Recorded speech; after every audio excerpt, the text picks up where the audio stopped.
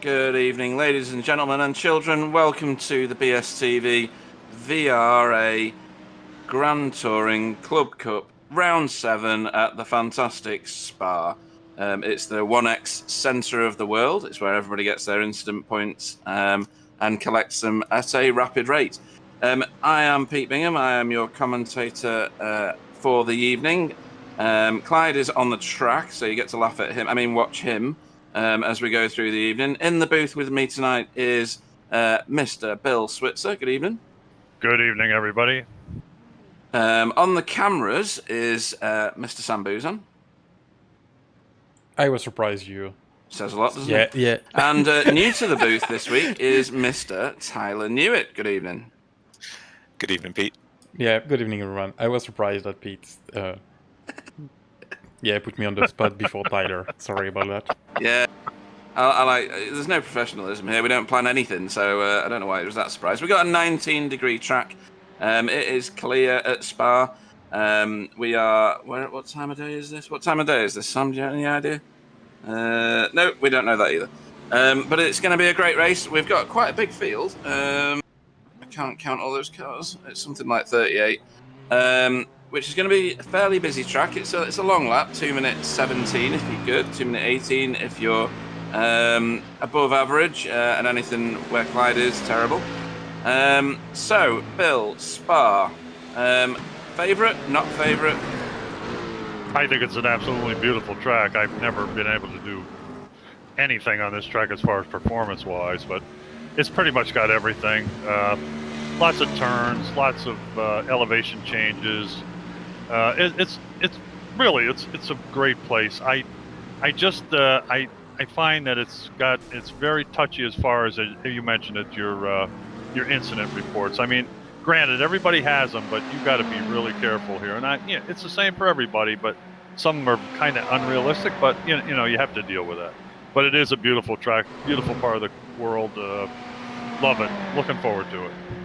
Yeah, and these cars are very well suited to this track. They were almost made for it. You could argue. Tyler, what's your experience of Spa? Well, I have some opinions about Spa that probably shouldn't be said in the presence of a Belgian, but I can't say it's one of my favorite tracks personally. I don't disagree that it's a beautiful track and it's usually good for some great racing, but I'll just say that myself and Spa have disagreed on many things over the years in sim racing. And Sam, you've got to balance that out somehow. So let's have your opinion about Spa. I think it's in my top 3, which includes Bathurst, Le Mans, and the Nürburgring. The Green Hell, really? What, the full one? Yeah, the full one. Oh my God, you sadist! You absolute. Oh my goodness, Sam! Something wrong with him. I did know that already, but I just wanted to make it clear that I think he's a sadist for liking that track. Tyler? No, it's the best track in the world. And I've been at Spa a few times now, and it's really a great place to be. Yeah, Radion. I've seen people stood on Radion, and it's ridiculous, the steepness, isn't it? Anybody? Yeah. It's wonderful. I can't tell about racing. In sim racing, it's great, of course, but being there in real life, just watching cars. If you are at the bottom. It's just amazing how fast they pass, just passing you. And if you're at the top, watching from the hill, it's really impressive as well. And you got this feeling, the sound of the cars that into your chest. It's wonderful. Yeah, and they look like they're driving up a wall. It shouldn't happen, should it? They should go up that, and then they should just take off and keep flying. Because it is one of the steepest bits of track I've seen ever. Yeah, some did fly. Yeah, some really did, with some disastrous consequences as well. It's certainly going to be a frenetic race, that's for sure. With this one, do you have the league standings to hand, Sam, or not? Yeah, of course. You do? Yeah. We've got one professional person, folks. One professional person. Oh, good evening to Stacey on the chat. Looks like the Jamie Jeffrey fan club is here. Actually, he's doing all right. Actually, on the timing screen. Oh, he hasn't set a time. That's why. Sorry. Right. So,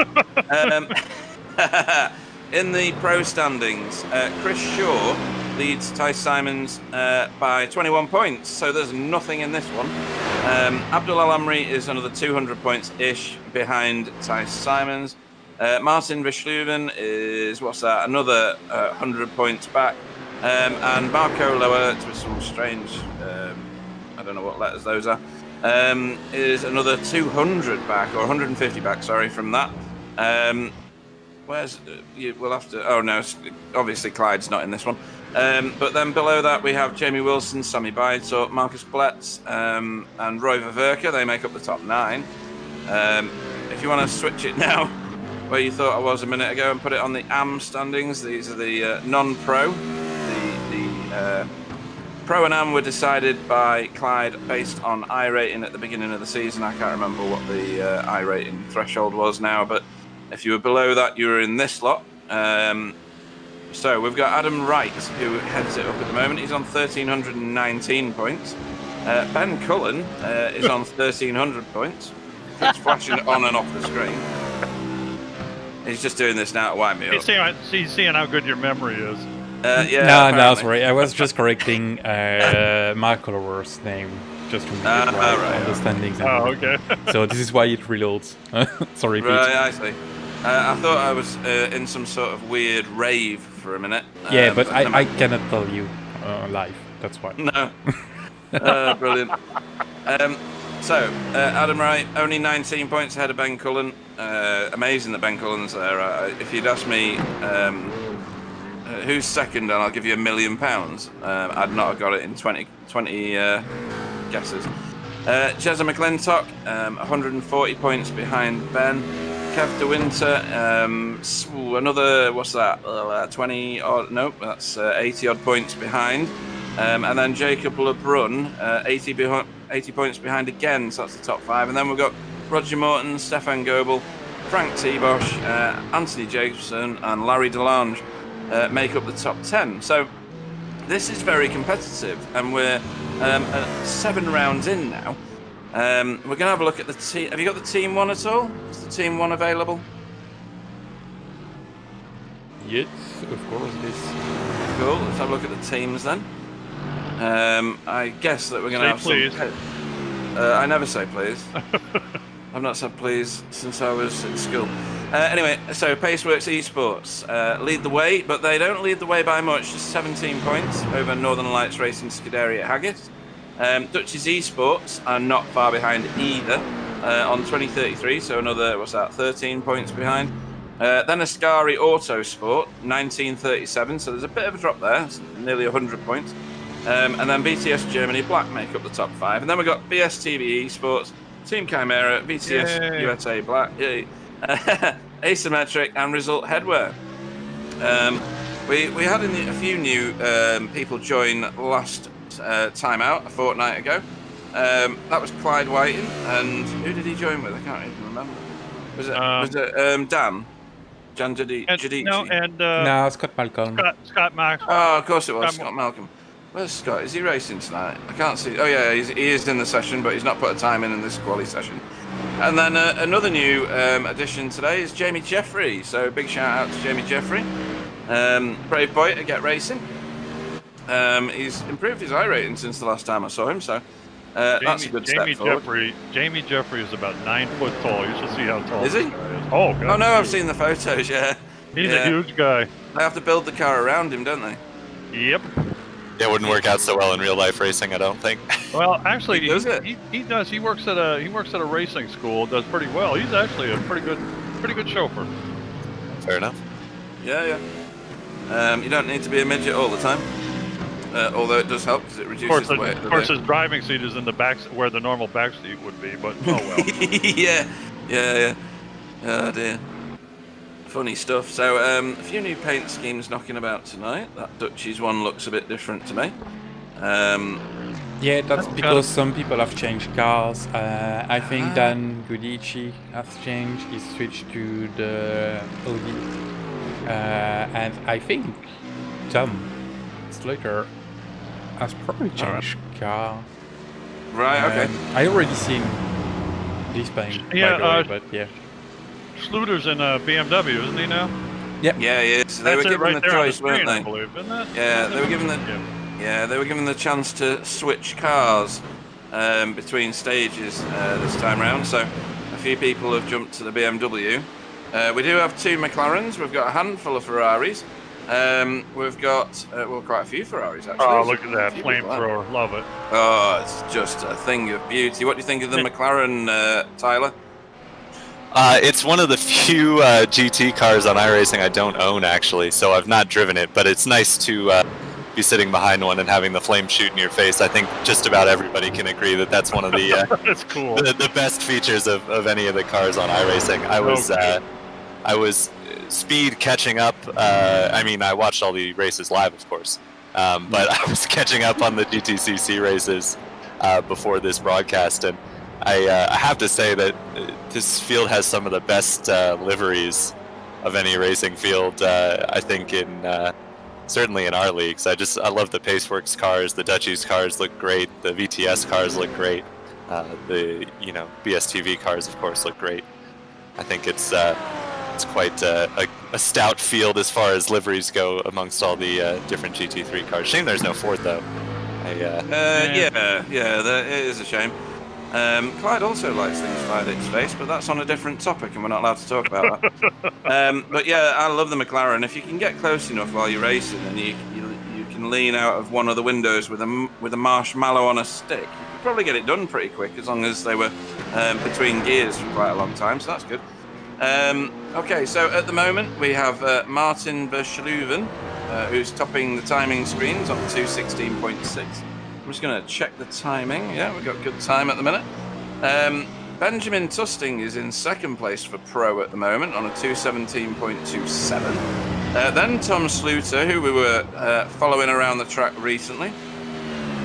Then Marco Loert and Marcus Bletz make up the top 5 for Pro. Number 1 for AM at the minute is Jezza McClintock. So no surprises there. He's proven that he can win round these GTCC competitions. Mark Heron in second, Ben Cullen in third, Jacob Lebrun in fourth, and Ralph Cullinan is your provisional top 5 for AM. Any surprises in there, Tyler, for you? Perhaps not surprises as far as who's up front, but as far as who's not up front.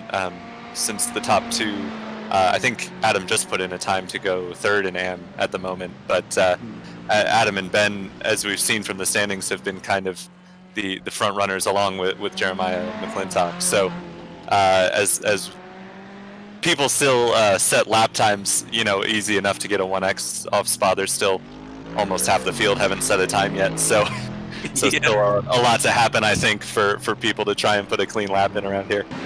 Yeah, and it's not for want of trying. There's only Jamie Jeffrey and Clyde Whiting that haven't actually been on track in the qualifying session. So when we're saying that it's easy to pick up X's, for those of you that don't actually do, Clyde says Captain Plodder is checking in. Yes, he is. For those of you that aren't used to iRacing, so we'll go to Tyler and say, why are X's so easy to pick up round Spa? Because it's a terrible track, I think. The correct answer. No. It just has to do with the way iRacing has implemented the track limits thresholds. Every track does their track limits differently around the world, and some say you can run as far as the painted white lines, some say you can run as far as the painted curves, and some say, have at it. Spa seems to be the most stringent. It's one of the older tracks as well, so I think recently iRacing has been trying to replace some of the off-track penalties with time penalties. You just have to slow down a bit instead of getting an incident point, a 1x, but around here it's just particularly brutal. Especially that downhill double left-hander. Yeah, which I only just now looked up a track map of Spa. I thought that was Lacombe for the whole time that I've been racing here. Yeah. No, that's La Source. That's the hairpin top of the hill. Lacombe is, I think, the after you've been down Kemmel Straight, it's the first right-hander that you get. That's like where we are just heading dying now. inside right now. Cool. As we debate the corners of the track, but no, I think it's just particularly stringent, and the people here since it's not an official race, your safety rating isn't at stake. People will be pushing hard and getting some off tracks, I think. Yeah, and Bill, have you driven Spa a lot or not? In order to rack up your 1X experience. Well, I'm kind of a landscaper anyway, so I've gotten a lot of inclusions here. I tell you, I've been off the track more than I've been on it, I swear. But I really think the track is, I mean, Tyler obviously doesn't like it for performance reasons, but I just think it's really a beautiful place. It's got so much. It's kind of the Road America of Belgium, in my opinion. But I'll tell you, to change the subject, the one thing that surprises me is not seeing Till Simons up at the top of this list. He's usually pretty good, and I don't see him on that board at all. Is he here today? I don't think he is, It's going to create an opportunity for a lot of people. Boy, I'll tell you, he has run away with the last couple of races. He's been fantastic, I have to say. He started out... There he is. He's here. He's on screen now. Yeah, but no time. Yeah, he's struggling. Yeah. All right. Anyway, he started out the year being a little bit testy. Hip checked somebody. We got into a shout match and stuff, and but he's come along, kind of shaped up, and kind of realized that it doesn't really help his driving any. And since that point, he's been a rocket. I'll tell you, it's been hard to beat. He has, yeah, definitely. Right. So apparently the stash went round earlier this week and gave us a track introduction, which I commentated on. So do we have that to hand before we get towards the end of qualifying, Sam? Yeah, of course we have. I'm always prepared for that. Kind of Always prepared. Why do I even ask? Yeah, I don't know. Right, let's roll the staff video then.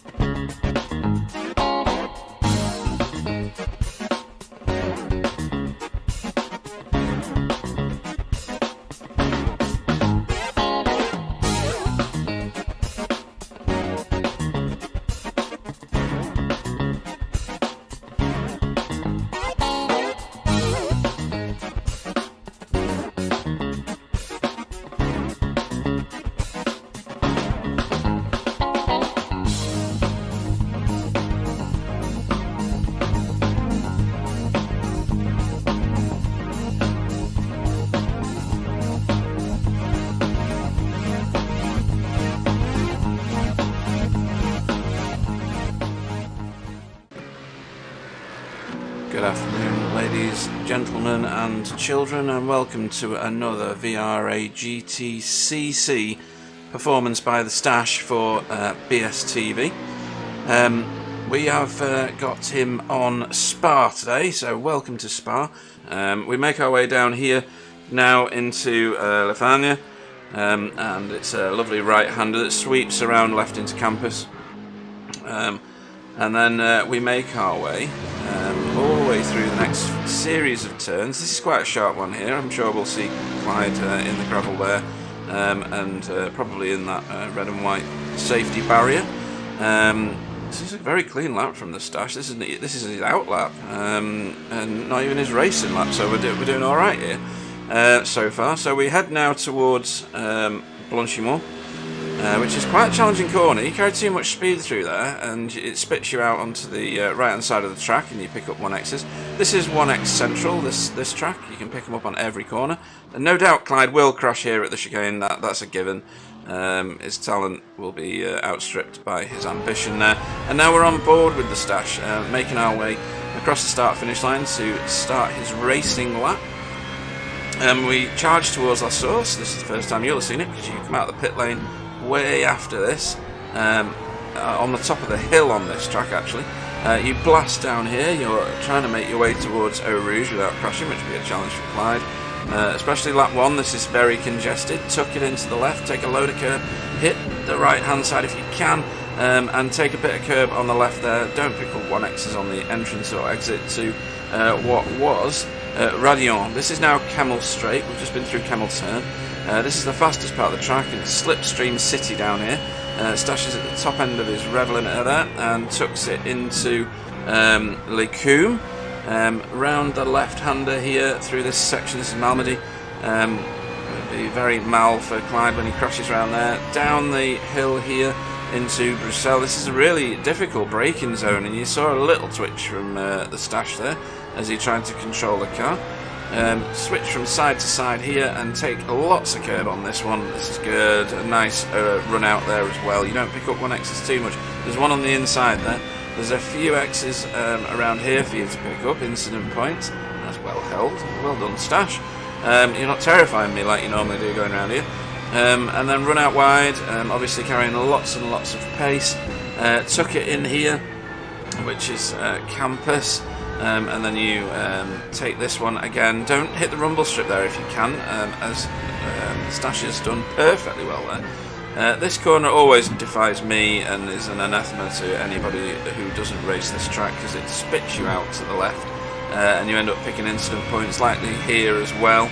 As we make our way towards Blanchimont again under the DHL bridge. And welcome to Blanchimont. This is such a fast corner, so hard to control. Let's see what the Stash does with it. Ooh, do you know? Ooh, big correction there. That was a bit wild, and that's what I mean. If Stash can't do it, nobody can. Tuck it into chicane here. You've got to shed all your speed to do this. Keep it tucked in on the left there, and then blast it towards the line as best you can. You feel so slow coming out of the chicane. And under the start-finish banner there, and off on another lap is the Stash. That was a 2:18.6, which is quite an achievement, to be honest. That is a very quick lap, and indicative of someone who just races 24 hours a day with no sleep, which is what the Stash does. Very smooth, apart from Blanchimont. He's clearly not slowing down at all. He's going for another one here, so we might as well stay with him and enjoy the lap. For those of you that want to join a very, it's a very obvious poll really, it's how many crashes will Clyde have today? And then it's also backed up with how many overtakes will he not achieve? I don't think he's going to achieve any. I think the positions that he'll pick up are from other people's crashes, because that's the generous kind of guy I am. But in the chat, as we go through the race, make your estimation of what the crash incident will be for Clyde. I think it'll be easily in double figures, because Spa, like I said before, is a 1X heavy track. You pick them up all over the place, and we're going to do a significant amount of laps around here. You'll see a few people, I think, going through pit lane for serving their penalties. That will be a feature of the day.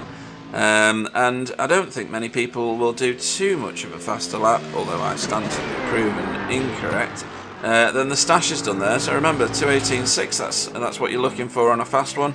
I'm sure there'll be a massive range of lap times. This second lap looks smoother, which is quite impressive. As he tucks it around the corners here, heading towards Blanchimont again. There's the old pit lane exit there that you come round. Don't use that one. I never have on this track. I have on other tracks. I've made mistakes of going down pit lanes that aren't in use, but that's just me. And he always fast through there. Doesn't look like there was too many corrections that time, but we'll see what his time is as he crosses the line this time. Well, I hope you enjoy the race as Stash makes his way around the chicane again and blasts his way towards the finish line. It'll be a great race. Hopefully everybody will be in it to the end, but I doubt it. That was a 2:18.9, so a little bit slower that time round. Well done, the Stash. It was very educational, wasn't it? And the Stash did well, didn't he, Bill? Oh yeah, the Stash is under control. Matter of fact, he's so good they won't allow him to race with these guys. So, but it's fun to go around with the Stash. That's odd. Stream starting soon. What's going on? Have I pressed? Yeah. Sorry. Just fighting with my own technology and my lack of intellect. So, who's on top at the minute? Do you want to go through the Pro and Am standings, guys? Bill, do you want to do the Pro cars? Sure. In first place, we still have Martin van Slooven. second. The screen is kind of foggy for me. I can't see who's that. Oh, Till Simons. Third is Christopher Shaw. Fourth, Ben Tusting. And fifth is Adam Watson. How far you want me to go down? Just to top 5 will do. And Okay. then Tyler?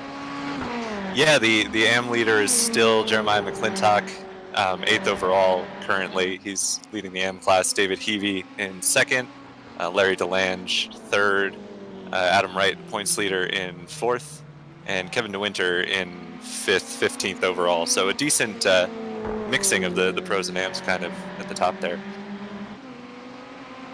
It is, and we've seen this before, and because the standings were worked out on iRating can be a very, very deceiving thing, can't it? Because you can go in a race, get absolutely hammered for iRating, and then be put down maybe 100 points or something, and into an area where you're just so much better than everybody else because you've dropped down. And I think that's also true here, although the last few races, the pro guys have floated more to the top, haven't they, Bill? Yeah, they have. We have probably a handful of the guys with the yellow banners being the AM guys that really get up there close to the top. But, again, like you said, Pete, in a lot of situations, the iRating can be a little bit misleading. Certainly, Jeremiah McClintock is one that comes to mind. I mean, this isn't his first rodeo. He drives really well. So, but anyway, it's exciting. I wouldn't pay much attention to the color of the banner. We just kind of separated it to make it interesting. But, it gives you 2 championships. But, all these guys, probably half the field is pretty capable of winning the race. Yeah, and for those people at home that have never watched this before, our pro, this always winds Gary Craig up because it's the opposite way around to iRacing, but who says iRacing's right? Exactly. The pro guys have got cyan window headers, sideboards, and wing end plates, and the AM guys have got yellow of the same, so you can see them from most directions apart from behind because there's nothing on the back, I don't think, to denote their class.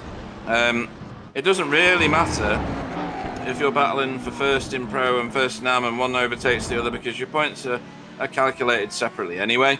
So there are literally 2 races going on at the same time here in the same car but for different cup challenges. So one's pro and one's AM. For you people that aren't too artistically inclined, cyan is like an aqua for us normal people, okay? Just want to let you know. Gary's on his soapbox already, talking about colours. Overall does matter.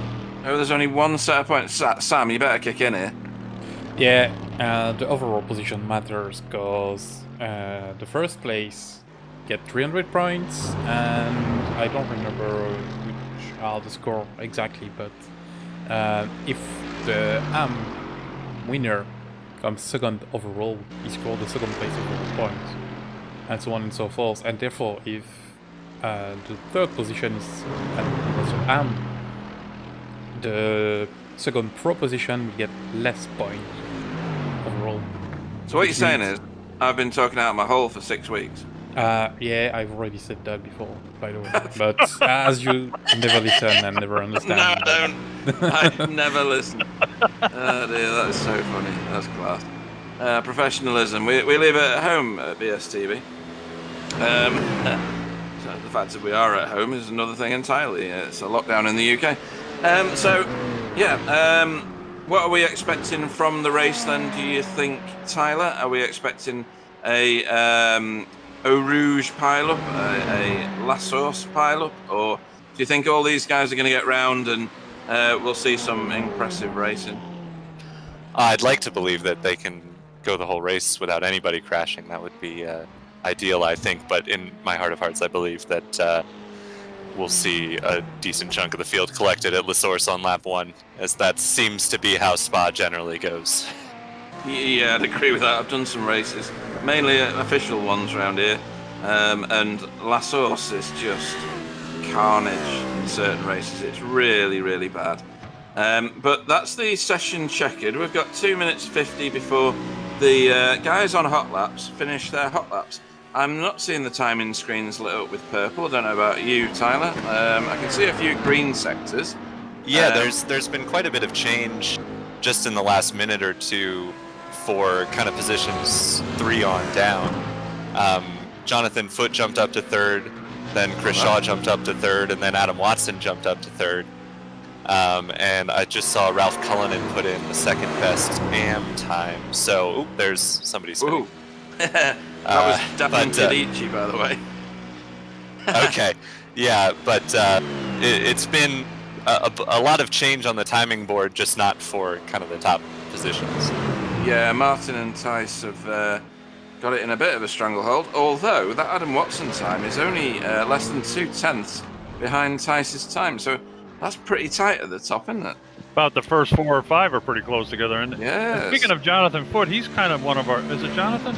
I hope it's Jonathan. Yeah, anyway, yeah, Jonathan. Jonathan is a relatively new joiner with us too. What's he been here? A couple of weeks now, I guess. Yeah, and, 2 weeks. Yeah. And he's doing remarkably well. Yeah, there's some. It's attracting some good guys actually. As usual, the McLaren isn't the highest performing car, is it? I don't know whether it has an advantage. So the Audi, of which there's only 2, 3 in the field, is generally quicker around the twisty bits. The BMW and the Ferrari are generally quite good all-rounder cars, aren't they, Tyler? I have to say, I'm not particularly up on the current GT3 balance of performance. I've done a decent amount of GTE racing, and obviously I've been running the GT4 series, but I don't have a great sense of where the balance is with the GT3 cars. I know just from hearing people talk about it, the BMW is a pretty quick all-rounder, as is the Audi if you can get a handle on it, but it seems with a Ferrari on pole that the Ferrari is perfectly capable of setting a quick time in the right hands. Yeah, and the Ferrari's a funny car because you don't actually shift up to 6th a lot. You let it bang away on the rev limiter at 5th, and it keeps pulling away, which is a very strange thing. Just doesn't make sense to me. It doesn't. It's weird. Yeah, it is weird. Yeah, I don't know. I still say the McLaren's the coolest car, though. God, it is. Oh, cool. it is. Yeah, anything. You with know, fire on it. all these new fancy ones they got now, they still should have the flames coming out of the back. I tell you. Around the put roof, these way up high and let it flame. Oof. Yeah, damn right. We've got 24 people watching now and only 11 likes. What does that say about the people? They don't like us. Yeah, well, there's no dislikes, fortunately. Yeah, for a change. Yeah, I'm sure there will be one now. Oh, somebody's just liked us. Oh, thank you very much, whoever that was. That was me, sorry. No, that's okay. If anybody likes Tyler, like the session now. That's pressure, isn't it? Right, so... Yeah. Oh, you're just going to see the dislikes start piling Yeah, up. please don't leave people. Tiger is a good guy. Yeah, there's 2 down now. We're back to 12, so that's not good. Okay, so I'll go through the Pro. Tyler, if you want to go through the ARM in a second. So your grid will start with Martin Verstuyven will be your pole sitter. Tice Simons will go off 2nd. Adam Watson 3rd. Chris Shaw 4th. 5th will be Jonathan Foote. 6th will be Ben Tusting. Tom Sluter goes off 7th. Jeremiah McClintock, if I can... Oh, that's not mine. In fact, I'll just run through the top 12 and you can do the next 12, Tyler. Jeremiah McClintock off 8th for AM. He's your highest in that one. Jamie Wilson off 9th. 10th is Ralph Cullinan. 11th is David Heavey. And Roy Vaverka is off 12th. Off 13th is Larry DeLange for Dutchies, another AM driver. Marco Lewert for VTS is 14th. Adam Wright, one of our BSTV drivers, is 15th. Kevin DeWinter 16th. Sammy Bytorp will roll off 17th. Marcus Bletz to his outside in 18th. Baz Sluter rolls off 19th. Barry Vanglenhoven? Let's go with that. Barry Vanglenhoven is 20th. Mark Herron 21st. Craig Evans 22nd. Ben Cullen 23rd. That's not going to help his AM title battle. And Jacob LeBrun 24th. Shall I keep going? From 25? Or are you going to go, Bill? I'll do it. Jamie Jeffrey 25th. John Redwine 26th. Roger Morton 27th. 28th is Carl Hardy. 29th, Stefan Goebel. 30th is Frank T-Bosch. 31 is Danielle Gudici. 32nd is James Underhill. 33rd, Simon Chester. 34th, Rob Blackmore. 35th, Martin Sampson. 36th, Andy Maxwell. I'll do the last page while they roll. Where were we? 36. So Scott Malcolm goes off 37th, Alan Toon off 38th, Luka Lesevich off 39th and 40th, and last, with no friends at all, Clyde Whiting for BSTV Forza Haggis. Right, so we don't have much to the line here on a rolling start, do we, guys? It's only from Blanchimont, really. Yeah, it's a short pace lap, not much time to get the tires up to temp, so even more treacherous into less horse on lap Yeah. 1. Nothing helping the situation here, I don't Yeah, think. on Gentleman's layout, the start-finish line for the starts is after Lassos. But yeah, it depends Right. when they do start. Okay. Some people like to start there, but So yeah. pace car is in, and I think he's gone. I think he has. He It's hard to certainly tell. is. Martin Van Sluven is history. So does that mean this has the 2-mile long pit lane with this layout then? It does, yeah. Oh boy. Yeah. Oh, there's a bit of shuffling going on. It's lean so far. Yeah, it's good. Nobody's around yet. It's Wow. miraculous. And we're green, obviously, now that we're heading out of Lassos, because the start line is after Lassos. Some of these guys, Yeah, some wow. of these guys up are through Radulan already, and there's still somebody who's going around the source. Yeah. Yeah. Welcome to Spa. Yeah. Look The at Paceworks cars switching positions there. That's Yeah, Watson they're putting that- going to second Whoa, and into baby. first. Oh, yes. Now that was a send and a half. Oh, no. Oh, what's happened there? Adam Watson off and crashed. I'll have to watch that again. I think Martin Van Sluven got into him. I think. Yeah, I think so, but Adam did send it from a reasonable distance back. What's going on back here? Heading up Radion. Oh, blimey. Whoa. Ouch. Larry DeLonge has absolutely mullered his... Oh, and behind him. Who is that? Wow. Was that James Underhill? Somebody spun behind him too. No. Didn't they? Yeah. Craig Evans. Craig Evans Wow. for Northern Lights Racing. Oh, dear. Oh, yeah. He got on the curb. Big slide and expensive. I don't think his hit was as bad as. Here we go. Here's the replay. Oh, that's Yeah, he got in the back of him. Yeah. yeah, probably crossed over. Not a bad. Looked like Adam was trying to close Yep, the door yeah, he and sure was. wasn't clear. Yeah. I mean, you'd think his spotter was still shouting at him. Maybe not. Yeah. That was a close one. There was only a little nudge with the wall though, so I don't think he's taken on too much damage. But I think he's dropped back quite a long way. Ty Simons has pulled ahead of Martin Van Sluven. Yeah, Adam Watson has ended up in 14th, 11 places back from where he started. Just behind Adam Wright, as it were, who is 4th in AM at the moment. That spin promoted Jeremiah McClintock up to 7th as the top AM as they head into La Source at speed for the first time. Yeah, and don't adjust your sets, folks. Adam Watson's rear wing really does look like that. Oh, he's got a Silverstone Neil. Well, wing, sort huh? of. Not as Yeah, good close. as. Yeah.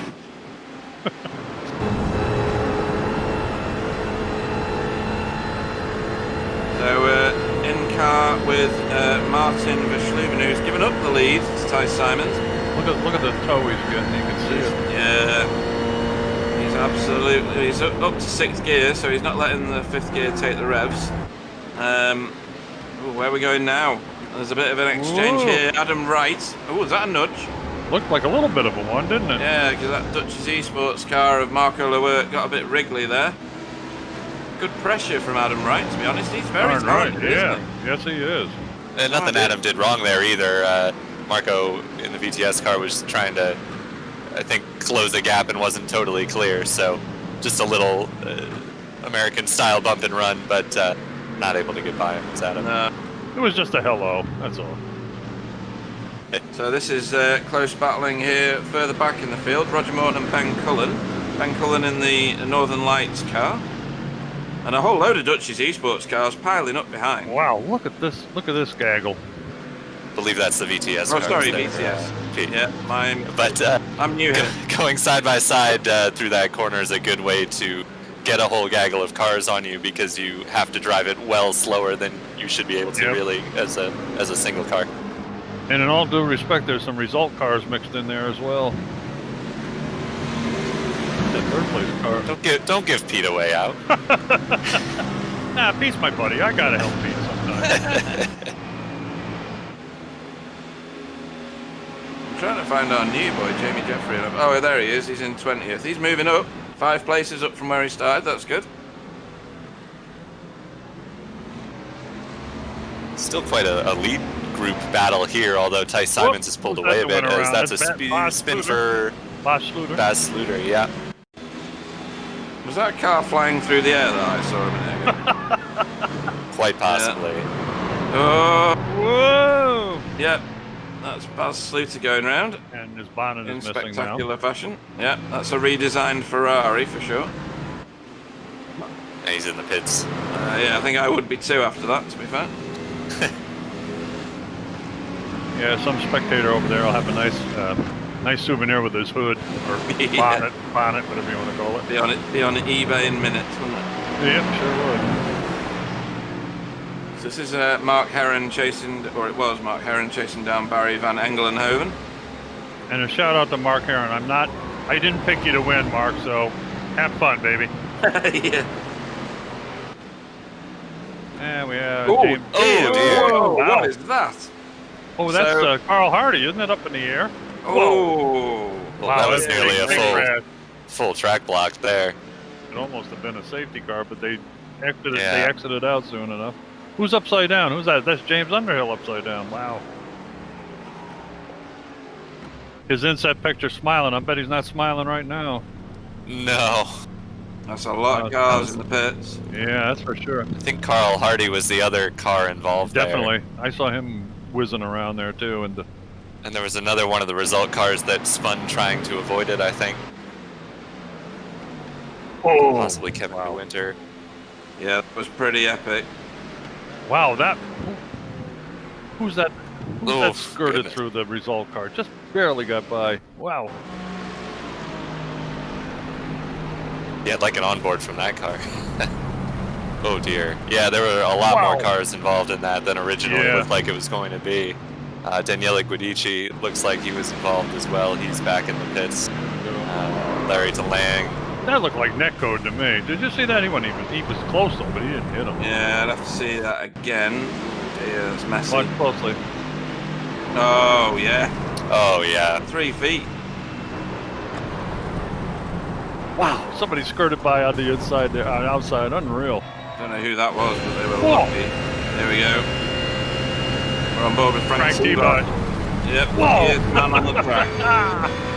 Goodness. Wow. He's got a boot full of rabbit's feet. So, race direction tell me that we weren't far off having a full course yellow there. Yeah, I believe it.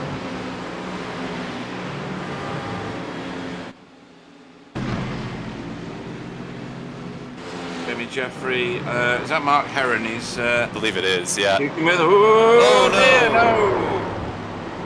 He's around and he's hit the barrier. That's Yeah, gonna he's be got a Silverstone wheel. I'm on his expensive. wing, sorry. Yeah, you don't. It's not that advised to go too wide into Eau Rouge, is it? I think Jamie might have thought that Mark was going to back off there because he had a bit of an overlap, but Mark was perfectly entitled to kind of hold his line there Yeah, absolutely. and gave him as much room as he could without going off the track. That was a racing not, deal, no certainly doubt. not on Mark or Jamie there. There's Jamie Wilson behind Jeremiah McClintock. Now do we have Ty Simon. God, I can't say that word. Yeah. Ty Simons has got himself, nearly a second in the lead, but it's very, very tight behind him. In fact, there's battles all the way through the field here. Look at these two. Jamie Wilson's just glued to the back of Jezza McClintock. This is a pro car being led by an AM car. I love that onboard view from Jamie Wilson. That's real neat. Jamie Wilson does great films too, I'll tell you. He does. Hey, He's a scrapper too from racing him in the V8s. He will. Oh yeah. Oh yeah. He'll be fighting hard to try and find a way past Jeremiah there. Oh, He's yeah, not gonna bend over, I think. Yeah, we call him a charger. He's definitely a charger. Adam Watson trying to make his way back through the field. That's a Nice pass. brilliant bit of That was a braking nice now. pass. Back here at Blanchimont. That's a fast corner, that It blending. is. It's terrifying, isn't it? Round the outside. I mean, wow. Is he going to get that done? He is, because he's on the inside for this one. Ben Cullen. Good effort. Nice pass, man. That's impressive. It makes him a bit of a target for Kemmel Straight, though. Which Yeah, it is the does. only concern.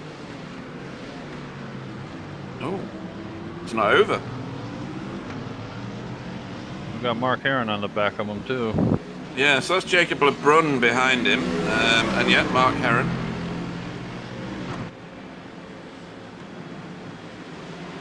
I mean, it's a long race, it's an hour and a half, so anybody that has taken damage has the opportunity to get back into it. We don't know yet whether there's going to be a random safety car, and if there's any more carnage, I expect a safety car, as it were. Unfortunately for Ben, he's got the problem that you run into on tracks with a bunch of long straights where he's got a big gap to the car in front of him and no gap to the car behind him. So LeBrun will be in his tow and he won't have anyone to pull him along to make a gap there. Oh, as it looks like Jamie Wilson's had an incident. Oh, Jeremiah McClintock's dropping as well, so perhaps the two got together. where's that at? That must be just in front of these guys somewhere. Oh, there's Jamie in the background there. That's his Ferrari. Jamie Wilson, yeah. Oh, yeah. Yep, side to side. Whoop. Jamie's come out a big loser there because he can't safely rejoin. That's a tough place to turn around. Oh, and Jeremiah got straightened up by the curb that he was driving on. Did you see that? Yeah. Yeah, a little netcode there as well, but certainly it was was the curb that pointed, I think, Jeremiah into Jamie Wilson there. It's funny when you hit some of these curbs, isn't it, Tyler? Because it does strange things to your car. Well, yeah, you know, it's important to practice with other people because you get the practice of running off of just the normal line, and you get experience doing stuff like that.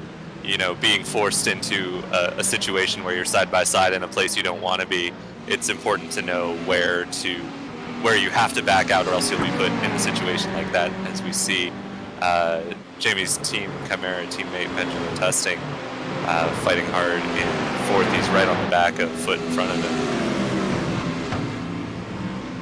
Yeah, and then we're back here with Jezza again. He's getting fully hounded by Adam Wright now. And Marco, oh, sorry, he's on the back of Marco, isn't he? Yeah. With Adam Wright closing in on them. Double toe for Adam Wright. Speaking of Marco, where's Marco today? I don't know. Huh. Okay.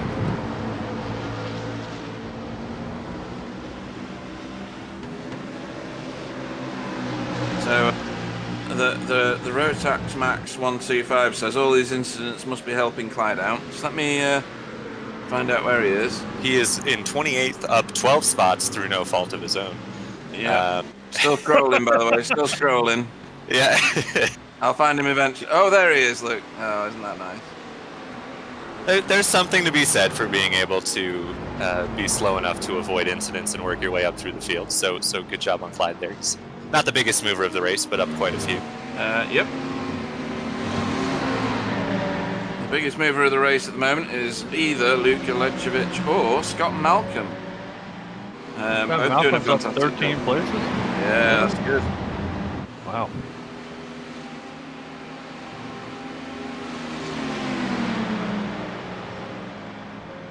Looks like Chris Shaw might have a look here on Ben Tusting. He's got a great run on him up into the last corner here.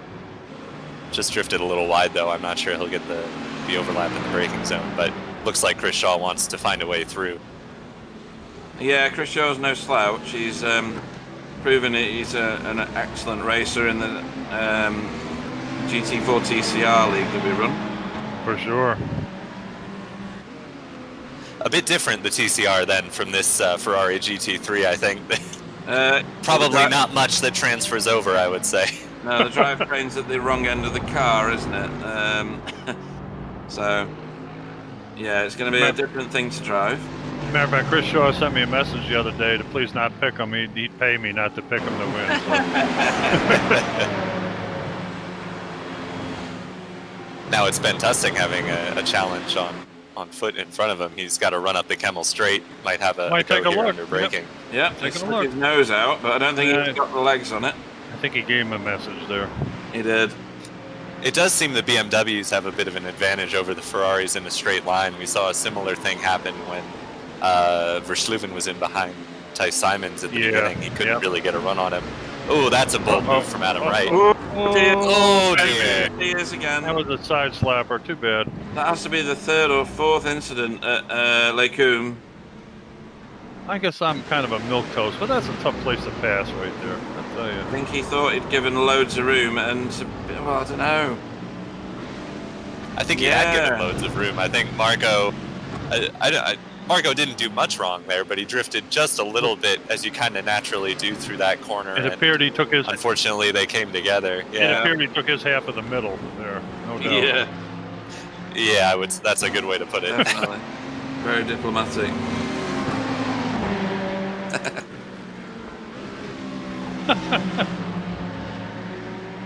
Still no passes being made here, but these two kind of, it seems like Ben Tusting just kind of seesaws back from foot to Shaw and then back up forward to the car in front of him. He can't really get by, and Chris Shaw can't really get by him, so he's just kind of rolling back and forth. Yeah, everybody's got a bit of toe, haven't they? So they're kind of neutralizing one another. And I'll tell you, he's kind of in a pretty good spot. He's not very far back, and it could possibly wait for a mistake or some occurrence. Oh dear! Wow. Well, they worked it out. Fortunately, yeah, it was good. It wasn't pretty from Adam Wright there. Bit of a late move for sure, but we're all of what 1/6 of the way through this race, so plenty more panels to knock off the car. Still plenty of time. Yeah, exactly. Yeah, I think it's Adam Watson beats. Yeah. Never mind. Adam Watson, yep. Too many people with the same names. We're going to have to call them all girls' names just to separate them out for me. Adam Wright's in the pits now. Yeah. Perhaps damage from his contact with... there was a whole lot of tyre smoke going through Blanchimont then.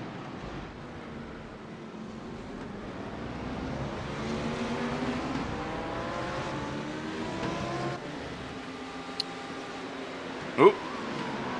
Now he's made the move. That was a much good one. Higher percentage overtake. Here as comes they another say. chance. Sammy Bytorp. Yeah, that's another good one. On Going bar market flats. Yep.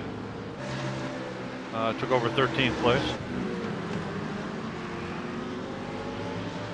Well, Cullinan's doing well in the AM lead now that McClintock had that issue with Jamie Wilson. Yep. And David Heavey is in second place in AM. Jamie Wilson is also in the pits for what it's worth. I guess is the window open now? I'm not sure.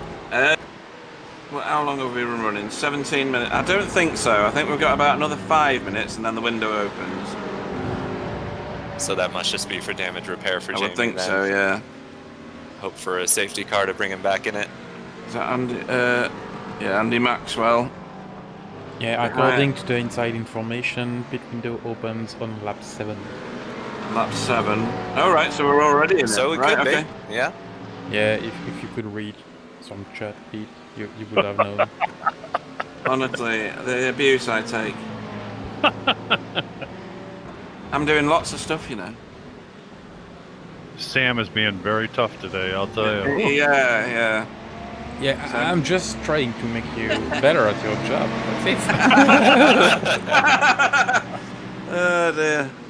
He lifts everybody up, that's what Sam does. Mr. Foot and Mr. Tusting going at it. Look at this. It's not Wow. going to be pretty. Right through the right, circle, and he's making his car awfully wide there. Yeah, they've sorted that out. That's good. I guess patience eventually ran out there for Ben. stuck in the middle of the sandwich. He had enough being the filling and decided to be the breadfruits. Yeah, Jonathan Foote is about to get Chris Shaw. Chris Shaw is giving him a little sniff there. See if he can get by. Oh, look at this. Oh, baby. Oh dear. I don't think that was be- such a great move. This might be messy here. 3 into 1 doesn't go. Oh, that's Whoa. wide. Oh, no! Oh, I no. could see that one coming. Ah, that's too Deary bad. me. That's too bad.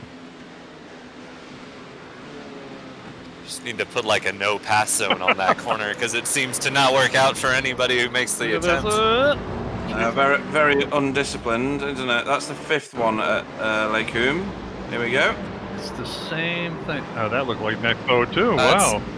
Well, and it's hard to argue that Ben left him enough room there. I Yeah. mean, there was about 7/8 of a car width maybe, but tough if you're the BMW to give any more room than he was giving. Yep, he was already against the curbs. Scott Malcolm here. Let's see. Hey, who's flashing his lights? Is that Scott? No. No, that's Andy Maxwell flashing his lights. Is that him? Whoa! Almost. Lake Hume, it's a crash magnet at the minute. Sure seems that way. As Scott ran wide there. He's going to have a challenge again from Andy. He is if he runs deep into Brussels, which he has done. Wow, he held on. But he does have the advantage for the next corner, and Wow. Andy gives it up. Well I think. done. Andy's giving it up because he's going to get a run down here into Double Gauche, I think. Maybe not. I thought he would have done because he'd have had a better angle out of the last corner. Oh, Subin. What's happened to Ben Tusting? He's in. This is for 7th. Yeah, he's Oh, falling yeah. back. He has. Oh my god, guys, please. That was the Tyler, crash what have we you saw done? Earlier with, that was the crash we saw earlier with Jonathan. Oh yeah, that was Ben. Yeah. I was thinking he was the giver and he was the receiver. Yeah. My mistake. Yeah. Sorry, Sam. Sam, you shouldn't be so concerned. Yeah, less than a lap ago. It's There's just so on. there's just so much action going on. Yeah, that's true. It's hard that's to true. keep track of it all. Stacey, I'm gonna try to watch Clyde's and Jimmy's replay, but yeah, there's a lot of things going on right now, and that's really complicated. That's okay. We'll watch Clyde getting overtaken 30 times a bit later on. See, that's a clean overtake. What's going on there? Why aren't they hitting each other? So that's Roy Verwerke being overtaken by David Heavey. And then further forward, this is Ben Tusting again. Oh dear. Hopefully there's not more cars than that involved. Oh, and that was the AM lead in there that changed hands. was.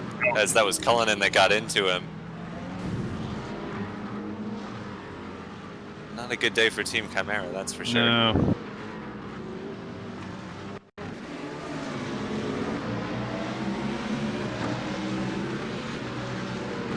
So Cullinan's fought the AM lead back. Vervaeke got through all of those cars, I think.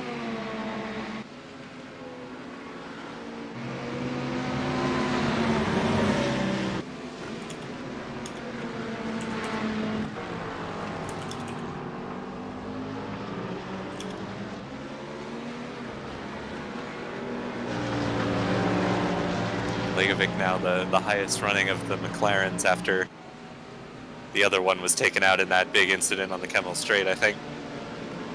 He's in 22nd at the moment between... Yeah, he dropped right back. He's in an Andy Maxwell and Jamie Jeffries sandwich, it looks like. Yep. And there's Clyde. That's a Clyde appearance in the background there. Oh, fire. Look at the fire. Oh, there's Clyde. There's our hero. Sorry, what did you just say? Hello?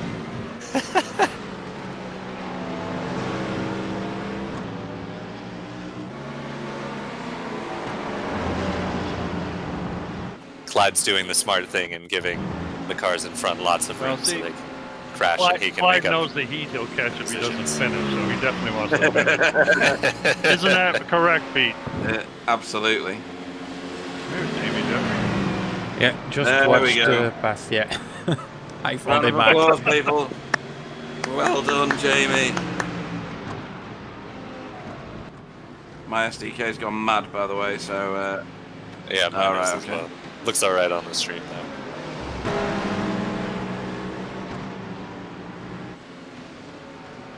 Oh, Chris Shaw has made a pit stop, I think. Yeah, Yeah, it looks like he Martin pitted. Verschluven's in. Or did he just blink I out? don't know. I don't know. I think he might have had a connection issue Yeah, there. I think don't know so. what happened. That's a shame. He was doing pretty well. Yep, Well, he's still showing in second when he's here. Jamie Jeffries sporting the Silverstone rear wing. Oh, but you're right. Verschluven has Yeah, made yeah. a pit stop. He's yeah. I okay. call 1 in every 10 facts accurately.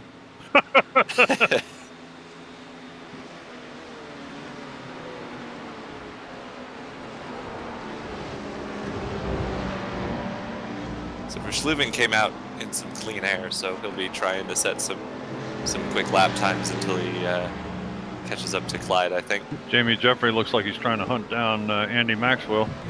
He's dropped Clyde pretty quick, hasn't he? Yeah. Well, to be fair, I know it was not, 10 laps yeah. back. I'm trying to milk it, Sam. Please. Yeah, sorry, Clyde. Not sorry, but yeah. Trying to milk this situation. Oh, goodness. I've driven lately in a Viagra-sponsored car, an Anasol car. What was the other one? 10MN. Don't forget KY. Oh, thanks for that, Bill. Yeah, how could I possibly forget?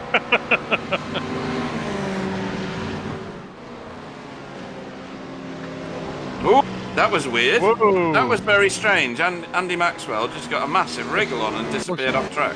Looks like the steering broke or something. What Yeah. the heck happened there? He was on his own. Oh, he was he got sideways. slide. Yeah. Whoa, okay. He was trying to might overcorrect it slightly or something. Yeah, from Yeah, the other to be camera fair, angle. he did well, because... He did, yeah. That barrier comes quick. Yeah, A few more exactly. cars in the pits. Marcus Blitz, Ben Tusting, and Mark Herron all making pit stops right now. I guess the pit window is well and truly open for these Yeah, guys. very much so. You mentioned Mark Herron, didn't you? Yeah, okay. I did. Thank you very much. I didn't curse him though, so you know that's I'll leave that to you. Nope, no more. No more.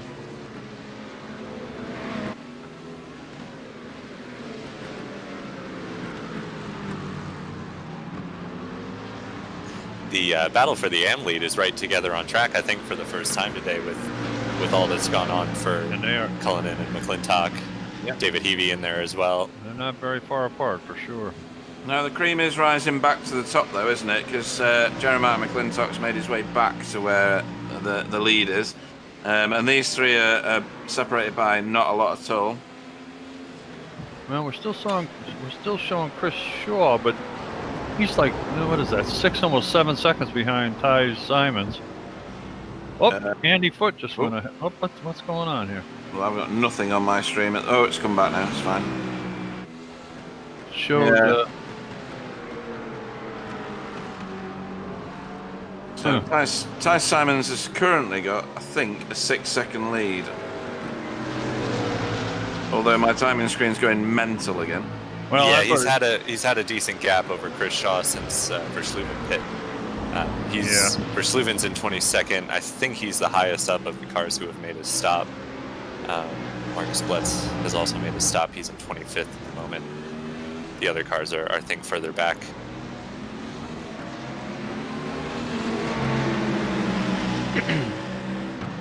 So that's Ralph Cullinan topping the AM standings at the moment. Right under the boot lid, or he was, of Roy Vaverka, who is in 5th. So a top 5 finish on for one of these AM guys, potentially. Jeremiah McClintock about 1.5 seconds back, so from a decent camera angle, we should be able to see him in the distance. That was bumpy from Ralph Cullinan. That's going to make him a real victim here. Yeah, yep. It's Straight left. Moving in. Where's that David Heavey? Who is that? David that's Heavey. Heavey on I'm Cullinan, sorry, yeah. Good pass Yep. too. Wow, that was nice. Yeah, that's Technical. showing him that the AM's showing him how it's done there, I think, for all the pros that have had issues there. Yeah. Interesting to note, if the inside information of the window having opened on lap 7 is correct, then of the cars that have made their stop, Adam Watson is actually currently the highest running. He's got about 2 or 3 seconds over Verschluven at the moment in 20th place.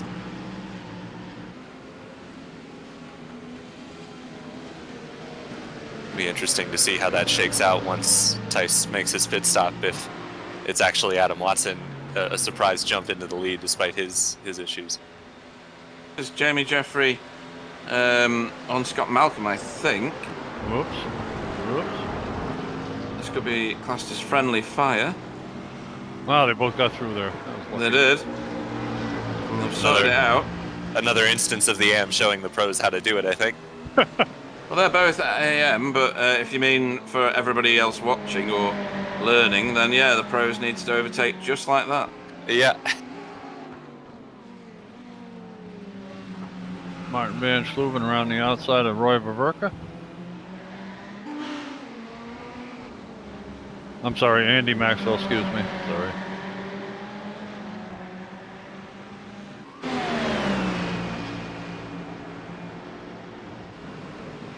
Was nearly very wide. Look at this, he's coming. Oh, that's Yep. now. Ben Cullen right round the outside. He's good on the brakes into there, isn't he? He We sure didn't is. do that before. Yeah, Ben didn't qualify super well, but he's raced really brilliantly so far today. He's up to 4th in the AM class, 10th overall, and 13 spots from where he started. So that's some pretty impressive running by Ben today. That was a great move there on Van Englenhoven. Ben has been doing pretty well in this series compared to the other ones he races in. He seems to really do a pretty good job in the GT3 car. Yeah, his class leader is 2 track positions in front of him at the moment. That's right. 1 AM position ahead of him. So he wants to get... Whoa, that was very close from Scott Malcolm. That was a good avoidance by Scott Malcolm. I thought for sure he was going to get him. He bailed out of that, didn't he? Yeah, thank goodness. Would have had 2 people crying. Definitely. Oh, I see Jamie Jeffrey's secret weapon, the Silverstone wing. Yeah.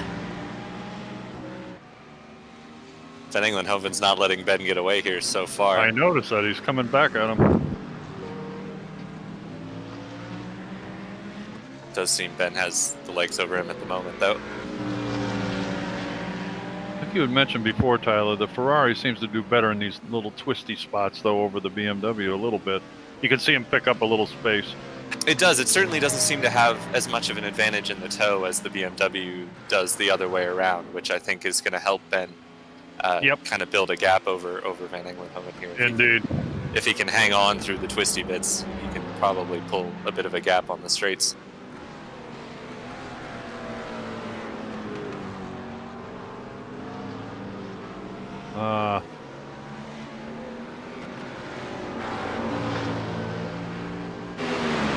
Mr. Lechevic in his flamethrower. Yeah, Jamie Jeffrey's continuing to kind of march back through the field. After his spin in Radion, he's made up quite a bit of ground since then. He's actually up 8 spots from where he started, despite the spin there. And down 9 as he makes the move on. Yeah, that was a good overtake as well. Sure was. Right behind him. I think he got given it, but it still looks impressive. That's Heavy on Vervaeke for a spot in the overall top Ooh, 5. that was a bit close. A little wobbly there. Hopefully these guys can sort themselves out going through the next sequence, because this is not where you want to be overtaking necessarily. All right, tighten your cheeks. Here you go. Whoa! Yeah. All it takes is one of you to lose it. Down Camel Straight we go. You can see the run the BMW gets on the Ferrari Yeah, here. monstrous. He's definitely going to have I think a he's look. going to make it through, no problem. Nice pass. That was a nice one. That was well done. It's interesting, McClintock has been sitting back there kind of about an extra car length's gap, although he closes up now. It seemed like he was either didn't have the pace of the top 2 in the AM class, or he was just kind of biding his time and riding in the toe as the race wore on. But we certainly know he has the 1 lap pace from his qualifying effort, but he hasn't really been able to do anything with the two in front of him. No, and course. it's a long race, though, isn't it? So we've got nearly an hour's worth of racing still to go. So he's probably biding his time. You know, another thing, if it's one-on-one, it's different than having two guys close together like that to try to get by. You can really shoot yourself in the foot if you're not careful. For sure, as we see for Fake lose another spot. More pit stops happening. Jacob LeBrun, Frank Tibosh, and Simon Chester all in the pits and have promoted Clyde to 17th on the grid, and I believe the last of the cars who have not made their pit stop. Yeah, Clyde by proxy is up in 17th. Yeah.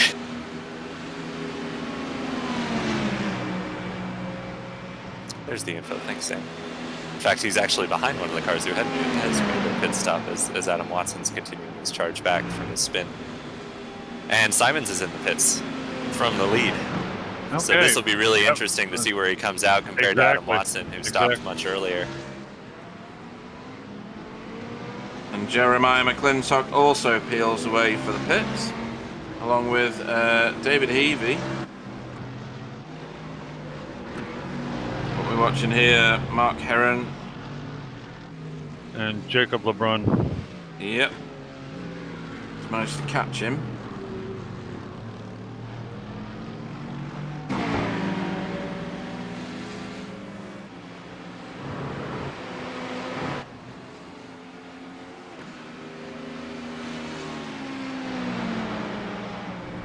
Martin Van Schluven's tracking down Clyde Whiting ahead of him, or trying to.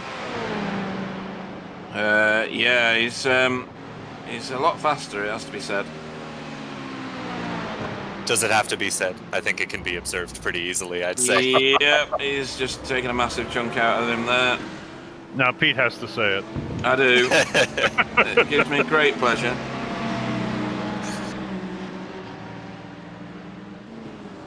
Lots of cars in the pit lane now. I think we must be reaching the end of the fuel stint here. Definitely. I've just seen from our inside information that 17 laps is probably the end of a full fuel stint, about as far as they can go. So most everybody running it pretty much to the end of their fuel with maybe a little buffer just for safety. Yeah, which would mean that we've got another pit stop somewhere on the horizon. Perhaps, Clyde's just been saving fuel sitting back all the way here. He's going to try and make it on one stop. Now, what you need to know about Clyde is his fuel-saving strategies just don't work. He's not one for the Nurmela effect, then. No, very much not. So we did a road to Raw before the 24 at Indianapolis, and Clyde said, "We'll save fuel. We'll keep this pace going, and we'll get our laps back." And we finished the race 5 laps down and never got a single lap back. So no, it's definitely not that. Well, so Ty Simons has come out ahead of Adam Watson, but only by about 2 seconds. So that's considering Adam had his spin. That's a considerable amount of time that he's made up on Ty Simons, his teammate in the BMW. That's quite an effort he's put in to close the gap. That's a 10-second pit stop difference, but yeah, keep in mind that put less fuel, so that will pay off at the end for Dice. Good point. It's top 7 cars are in the pits at the moment. That's everybody who hasn't stopped, I think, at this point. Nearly everyone, I think. We've just about cycled through now.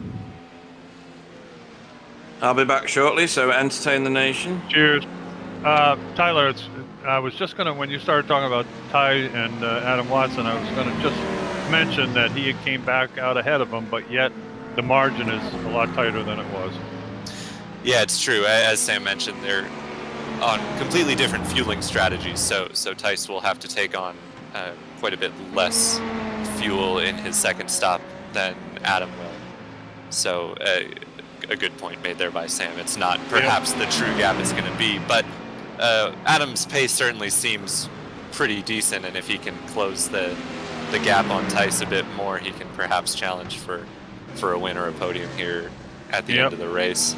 Ben Cullen making up another spot on track on Sluter there for 19th as it stands at the moment, but obviously pit stop still cycling through. He'll probably move further up the field as they go past the cars that are in the pits. Well, Ben Cullen's pretty hard on the go pedal today, I have to say. He's really doing a great job. He is, yeah. They're moving up now. Currently running, it looks like 4th or 5th in the AM class once everybody kind of cycles through. Was that Mr. Whiting I just saw in the pits, entering the pits? Yeah, It sure was. Yeah, he was not saving fuel, I guess, is the answer that nobody needed there. Interesting, Adam Wright has slotted into 7th place. He is another one who made an early pit stop, but he's kind of inserted himself right into that battle for the AM class lead with Heavey and McClintock and Cullinan. McClintock's also jumped Cullinan in the pits, so lots of interesting pit strategy. That was a bit of a risky move there from LeBrun in front of. It certainly was. I thought he was awful close in front of Van Tusting there. Yeah, Tusting obviously out of place after his multiple incidents. He's working his way back through the field now. Get him. Nice pass. Yeah, a couple of out of place pro cars in front of LeBrun there. Both Sluter and Tusting have had incidents today and are trying to get back through the field, I would say. Marcus Blitz and who's the other guy? Yeah. Sammy, is that Sammy? No, it's Yep, yeah, it is. Sammy Bytorp behind him. Okay. Oh yeah, there's his picture. Okay. Another one of the flying fin formation. And another one of the Paceworks Esports camp. He's not running quite as well as his teammates at the moment. I think he's also run into some trouble today, as so many people have. When we started the season, we must have had about 8 Paceworks cars. Ooh, who's that? Oh no, Clyde Whiting. Did he forget to put fuel in it? What the heck happened? That's the only thing I can think of, because he just kind of slowed.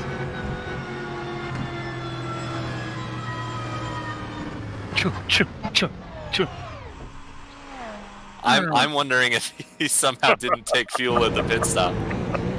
Look at his stuttering. Is that Clyde needing a poo, is it? Oh, I don't. Oh, we went off the road. We think he might not have taken fuel. He just stops in the middle of the road. He certainly was in the pits, because he was showing in the pits on the timing screen, but... Huh. Bizarre. Very bizarre. Perhaps just decided he didn't feel like racing anymore. Maybe. Was tired of us commenting on his pace.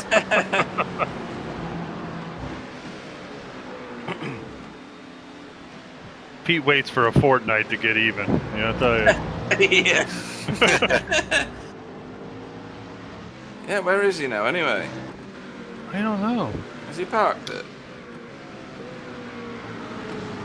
Yeah, he towed. He reset back to the pits. Right. Yeah. It's very strange. Wow. Unless he had a VR failure or something like that. Oh, that's possible. That might have happened. That's It's happened possible. before, so... Yeah, it looked like the car was coughing. So Yeah, it did, Sam. It was vibrating back and forth. I noticed that too. yeah, I think it's more a fuel issue. Okay. Maybe, I wonder if he just missed his pit stall, rather than forgetting to take on Wait, fuel, maybe if he just gave himself drove through a the pits and drive-through. didn't see the lollipop man. Right. Possible. Wonder if he blew the engine maybe or something. No, well, You'd see Yeah. smoke, I Yeah. think. generally you do.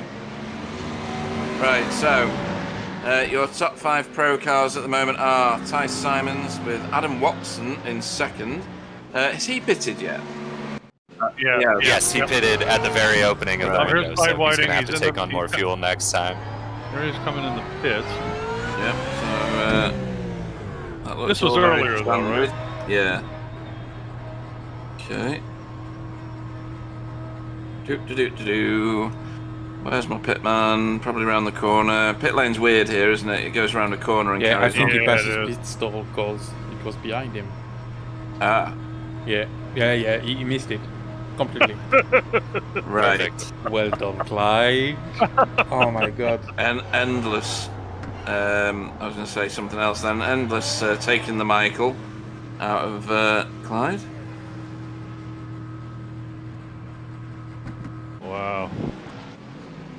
Looks, there's his pistol. He missed it completely. Right. Yes. So is he setting off again soon? Probably. He was taking tires, and I saw it drop down, so he should be taking. Well, they can't fuel and tire at the same time in this race, can they? No. Oh, there's somebody else running into a stop. Who was that? That's Carl Hardy. Yeah, Oh. that's one of the result cars. Carl Hardy. Perhaps Carl just letting people through since he's That's a bit extreme, though, isn't after it? his crash, he's a bit off the pace. Yeah. Jamie Jeffries dropped right down, as has been noted by Stacey on the chat. Let's have a look at his pit stop. Was it massive? Perhaps he took tires where others didn't. Oh no, he's in the Oh, pits he's in again. Oh no, sorry, nope, that's Baz Luter. Just read that. But he did have a long pit stop. No, it It wasn't. wasn't that bad. Dramatically longer than. No, it wasn't dramatically longer than Well, anybody else. he had some damage though. He had a wing and a few other things, I believe. Maybe he sat and got his repairs. Oh, good man, Frank. Frank T-Bosch really did a good job of avoiding that little Yeah, get together. And Could have been bad. Was that Lacombe, right? Lacombe. Yeah. Otherwise known as the Wrecker's Yard. Yeah, really. No kidding. Of course, the good news for Clyde is that because he started last and there are already cars out of this race, he can't finish worse than he started. Oh, you're so Shame diplomatic. for us, isn't it? That was really nice of you, Adam. Tyler, Adam. I'm all right. I'm looking at Adam. Going, Adam yeah, Wright, geez, yeah, who is I running am quite old, well, Sorry. really. He's making moves on David Heavey there for Yeah. the M class lead. And we've got to remember this is for the lead. We're 45 minutes in now, so we're halfway, and these guys are still duking it out for the lead. Ty Simons isn't that far ahead of Adam Watson either. No, he's less than a second now. Yeah, he certainly hasn't run away with it for sure today. Well, that means that Adam Watson is in slipstream territory, and he's absolutely reeling him in something rotten. Adam Watts has been doing a tremendous job. Of course, Adam will be lower on fuel here than Tice, having pitted so much Pitted. earlier. Yeah. So point. that'll certainly be helping him in a straight line at least, and likely through the corners as well if his tires haven't given up too much.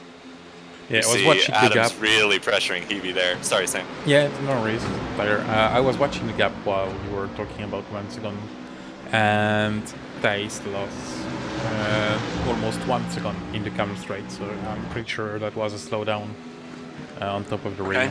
Yeah. Yeah, more than likely. It's quite A little quite wide on that. Oh, yes. Oh, baby. Left the door wide open, but the advantage wasn't taken.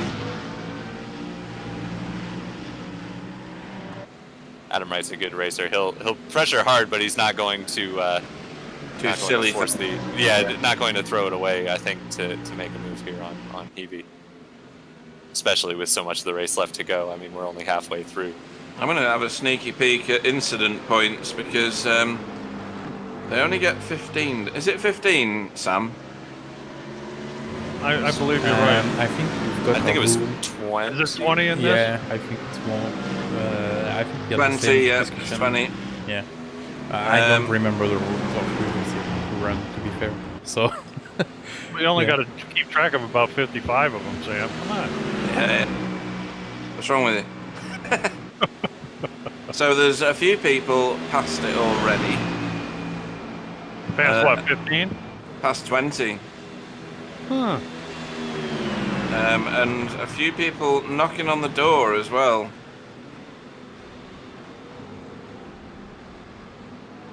I do wonder, does that reset after qualifying, or might that still be showing? Well, it just picked up in it qualifying. stays, and after the next 20, you get to go in again. That's how it works, I think.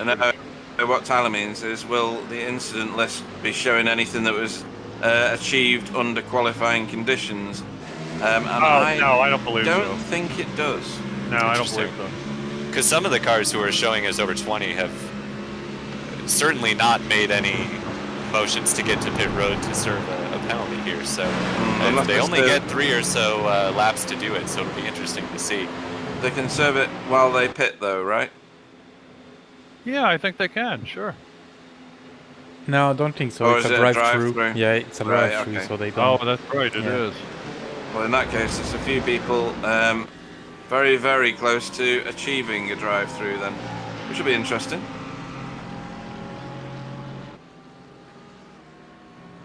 Well, so much for the Audi being slower. I'll tell you, Adam Watson's doing a heck of a job with Ty Simons ahead of him there. Really closing in around those corners. Wow. He is, yeah. He's only 2/10 behind him now.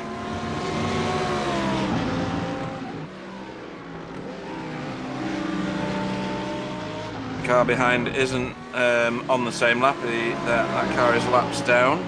Martin Versluven, who is in third, is another 8.5 seconds further back down the road. He's looking. Trying the outside line around there, which is going to work out for him.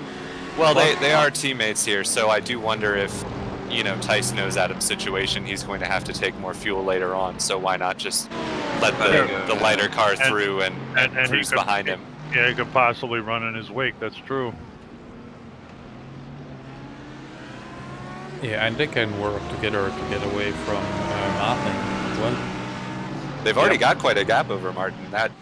That was not that big before the pit stops for sure. Yeah, but Martin, I mean think, for has had Adam, some issues. for Adam, because he will have a longer pit Oh, stop. true. Yeah. Very true, Sam. Yeah, good point.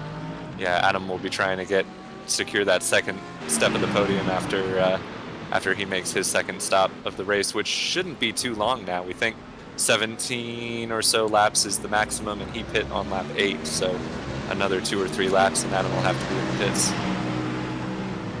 There's David Heavey and Jeremiah McClintock heading down toward La Source, I think they are. Is that where they Yeah.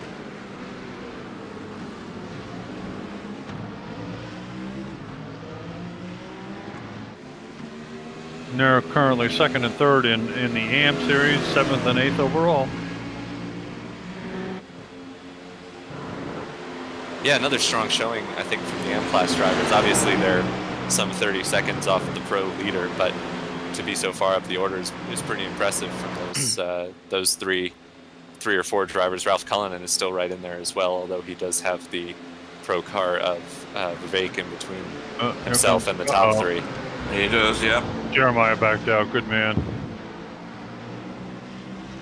Bit sideways. Lots of smart racing from the M drivers here so far, it seems. They seem to be handling themselves a little bit better. Yeah, whilst through there today. Whilst it was rather tasty at the beginning of the race, and a little bit ridiculous for a short amount of time, everybody seems to have sorted themselves out now. Yep. We seem to be on cruise control right now, with the exception of a few battles we got going. The flamethrower. Always good to see a bit of fire. Oh, yeah.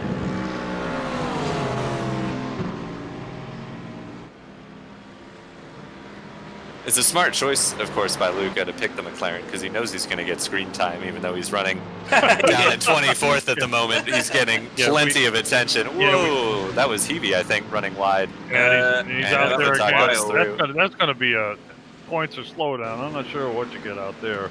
I don't know whether the points for sure. You do get points. I don't know whether there's a slowdown there though. Wow. More than a little too much curb, I think, is how I would describe David Heavey through that corner. Could have ended up a lot worse too. He handled it pretty well, actually. Well, what do we have here? Jamie Jeffries and Frank T-Bush.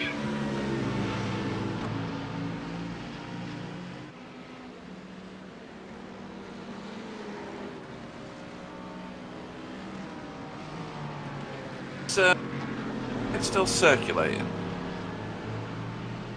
What's that? Clyde's still circulating. Is he still on the track? Yeah, he's in 30-something position. 35th, 34th, 35th, something like that.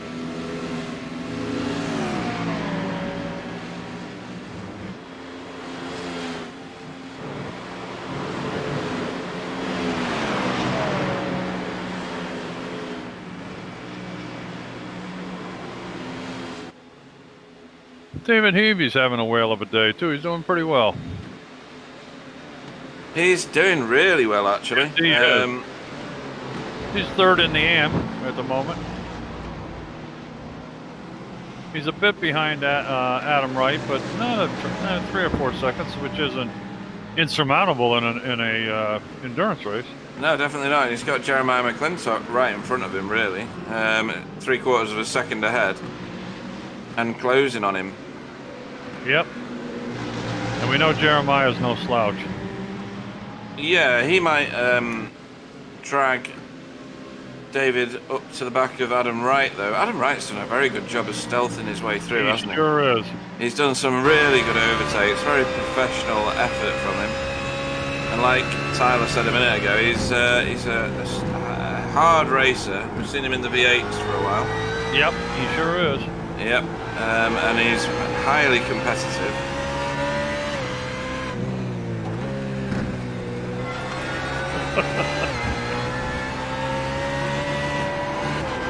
What are you laughing at? The message Tyler just sent. I'll have a read. Apologies, I stepped out for a second. Yeah, he sent a note alright. that he was going to be gone for a second. Then there was another message on back, and Right. Sam wanted to know where he went. He said, I did my homework.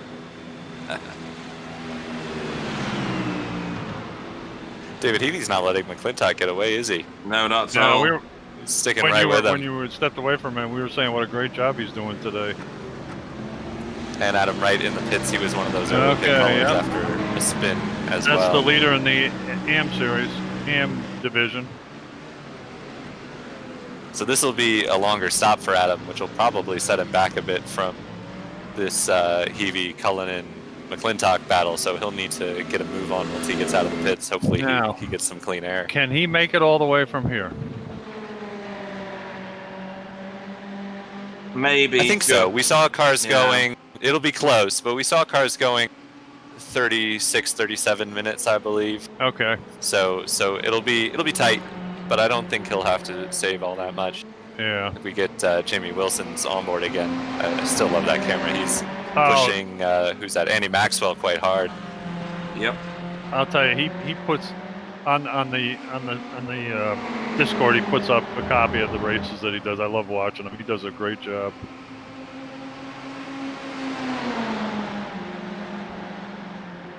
Not been an ideal race by any stretch for Jamie Wilson. I think he'd like to be much further up the order instead of battling over 26th place, but he does get the move done there.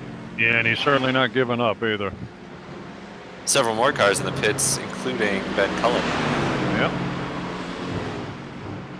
Ben, I think, had gone pretty far earlier, so perhaps trying to get something in the way of an undercut here. Just Well, this will coming. be a much shorter stop for him, won't it, if he pits now? Exactly. Jamie Jeffrey putting a move on Stefan Goebel. Nice move. Wow. That was very professional. He's got rid of his wing. I think he sat in the pits for a while, repairing all his damage. I do too. And not everybody does that. If it's optionals, people often leave them, don't they?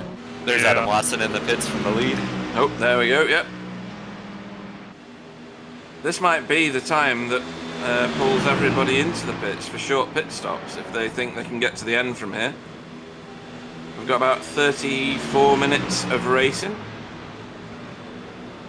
Well, I'll It's tell an you- interesting gamble. Sorry, Bill, but No, it's that's an okay. interesting gamble. You certainly go a little slower pitting early because you've got a car full of fuel compared to the drivers who are on lighter tanks. So, in theory, the best strategy is to run long and make your car as light as possible for as long as possible. But it does cover off the potential for a random safety car. Yeah. If these drivers are pitting early, the way iRacing works, the drivers who have already pitted, as long as they're not a lap down, are going to get a massive advantage should the safety car come out. Yeah, that's true. We're not immune from the safety car situation. Adam Wright's come out in front of Scott Malcolm there, we saw. And this is the David Heavey, Jeremiah McClintock battle still going on. And unless my eyes deceive me, Roy Verker's like closing in on the back of this again as well. Yeah, he's kind of been in and out a couple of times with these guys. Yep.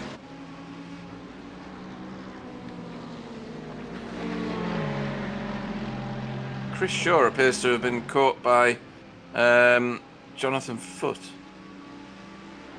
Or is it that no? Has he caught Martin Verschluven? He has, Yeah, it's better like Yep. that. Yeah. Yeah. I always read the gaps wrong. Is he having a go at me again? Sam is Just really a something today. few. I don't know. He took his wild and crazy pills today. I'm telling you. Yeah. Hell yeah. Maybe Sam should be doing the commentary if he's got so much to say about it, but There's And Frank. I'm glad doing the camera else. That's fun. Sure you are. Throw it. Frank T. Bosch taking a look on Stefan Gogol there, but nothing doing. Throwing stones out of your ivory tower there, Sam. Yeah, we cannot be too professional. We would lose our I'm reputation. trying to keep the standard That's right. down. Yeah.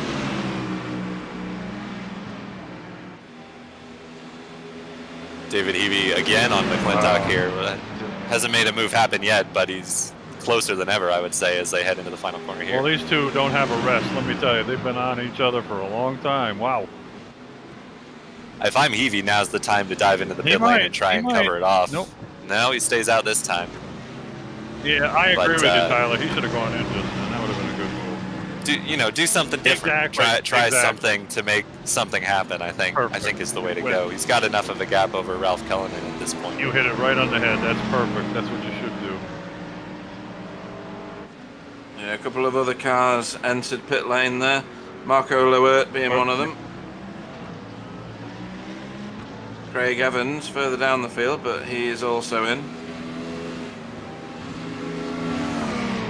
And there's another Team Chimera car, Ben Dusting. Yeah, Jason Marcus left. yeah, he's been in the wars as well, Ben, hasn't he? He had to sit Yeah. on the side of the track for quite a while before he could rejoin after an incident. Oh, these guys, unbelievable. Whoa, who's this? This is very on. Oh, This is Marcus Ben Weston, Tusting. Ben Tusting. Yeah, This could be bad. Nope, he backed out. Good man. it's not over yet. No, he's staying nice and Oh. close. I just pushed him right out to the edge there. Didn't do anything wrong by any means. I'm just looking at some of the pit times from drivers who have stopped, and actually Ben Cullen, who we expected to be one of the shorter ones, had a considerably longer pit stop. He was almost 15 seconds longer than Adam Wright, who stopped on the same lap as him. I'm wondering if he was serving a penalty maybe, or since he was kind of in his own little bubble in the AM class, if he was taking tires Yeah, just as an effort to try and make some more places up. I Doing would, so- like we said, doing something different. I would suspect the tires. I agree with you there. Yep. Well, this Also- is Baz Sluter being held to the right-hand side of the track by Andy Maxwell. Oh no, the other way around, holding Andy Maxwell to the side of the track. But he's lost out there, I think. Oh, Andy we got Maxwell's flashy lights. better, yeah, angry lights. You've got to be an idiot to flash your lights, Give haven't me, you, give, me, Tyler? give me a pair of wire cutters. I'll take care of that problem. Yeah. I think flashing lights is a great way to show the car in front of you how much you respect and appreciate their competition. I have never heard so much type in my life. Ben says he's taking a gamble. We don't know what that means. It might be that he needs the toilet and he's not gone. That's the ultimate gamble, isn't it? Really. Perhaps he's had somebody else load into the car and drive it for him, and he's hoping he doesn't get caught. Yeah, all right. Who really is driving for you, Ben? He's We probably wanna got know. some random 5-year-old from down That's the where. street. No, that's where Marco Nomela's been. He's been. Yeah. He jumped into Ben's car at the pit stop. He's gonna have a go. Martin Verschluven in the pits.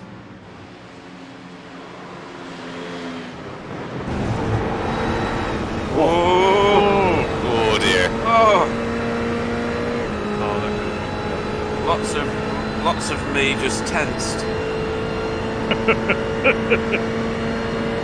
Ben's just said something in the chat, but I didn't hear what it was. I didn't either. I think I did too well on the camera on this one. Right. Just go. Oh, that's a bit. Oh dear. His fender check. curled up.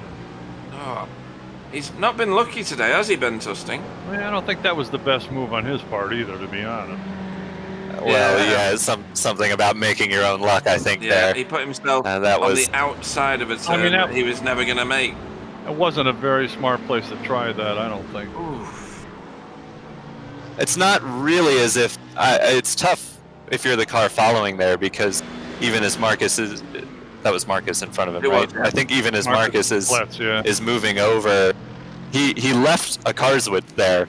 The problem is you just see the motion of the car and you don't know when he's going to stop, so you don't know if he's going to leave you a car's width. Yeah. And I think there was some netcode contact as well, as we saw the hood on Ben's car pop up. So Yeah. I don't it's a tough situation. Marcus was certainly skirting the line of you know, leaving a fair amount of room, but also Ben was sticking his nose somewhere where there's, you know, nothing's going to happen around that corner on the outside. And, you know, and another thing, Tyler, he wasn't really up that far on him either. If he was next to his door or something, I'd kind of agree with you as far as, you know, kind of a bad move over. But I mean, he wasn't even on his quarter panel yet, you know. So I don't know. For sure, I don't think anything was on there. I don't know that there's really a way to apportion blame. Just one of those deals where something happened, and unfortunately for Ben Tusting, he was on the receiving end of it. But Exactly. I got to believe he'll kind of look back on that and his other incidents in this race and say, you know, maybe I shouldn't have been pushing where I was pushing. That probably wasn't a good one. Yeah, exactly. Speaking of move around the outside, how about Ben Cullen there? Impressive, That was It is Marco Novella, isn't it? Exactly. Although, if we are correct about him putting on some fresh rubber, I think that's where that's going to pay off, something like that. Absolutely. Definitely. Yeah, and if the safety car comes out, it's a good play because you will have new tires, everyone packed up, which is great. Yep. We'll see. That's a good point, Sam. Yeah, 10 minutes before we know if the safety car comes out or not. If I put a bit of French in the sentence, that's great. Never mind. That'll teach you for having a go at me so much tonight. Couple cars in the pit lane, Ben Tusting, Marcus Blitz. Just trying to Sorry, Sam. So yeah. the two cars involved in that incident are in the pits now. They're now. gonna have fisticuffs now in the pits. Oh wait a minute, this isn't America. That doesn't happen there. That's right.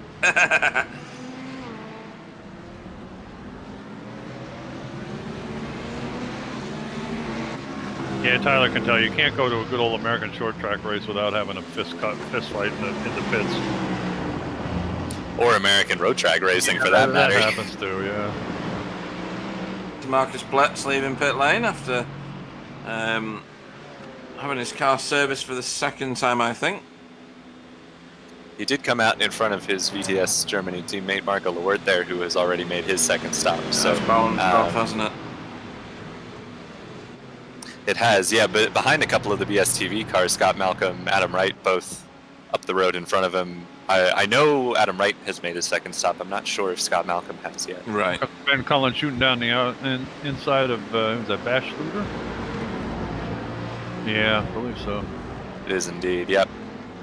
You're right. That's where those tires really pay off.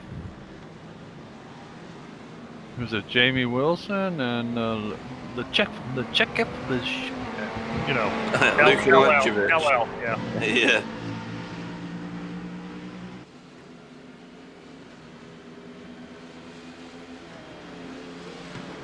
And Marcus Blitz still in front of Mark Lowert.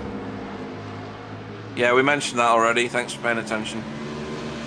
Well, at some point of the race, Marco was in front of Marcus. That's right. He was, yeah. Yeah, so...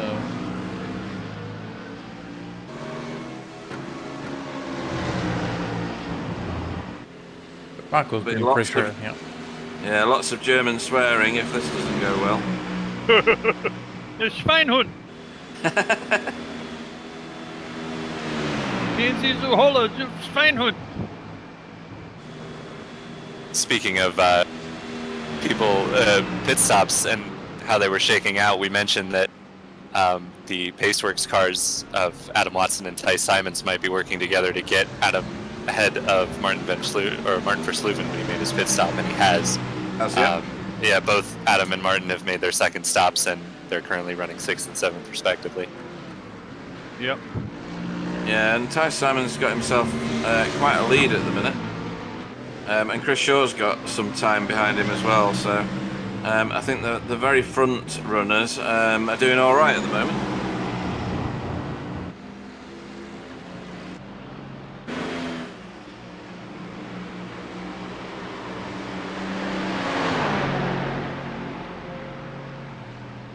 Ben Tusting trying to come back from yet another spin today.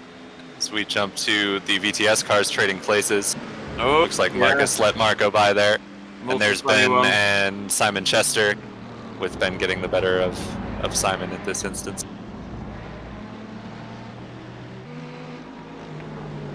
Simon's doing what he generally does in every race. He plods away and gets a points haul from about mid-table.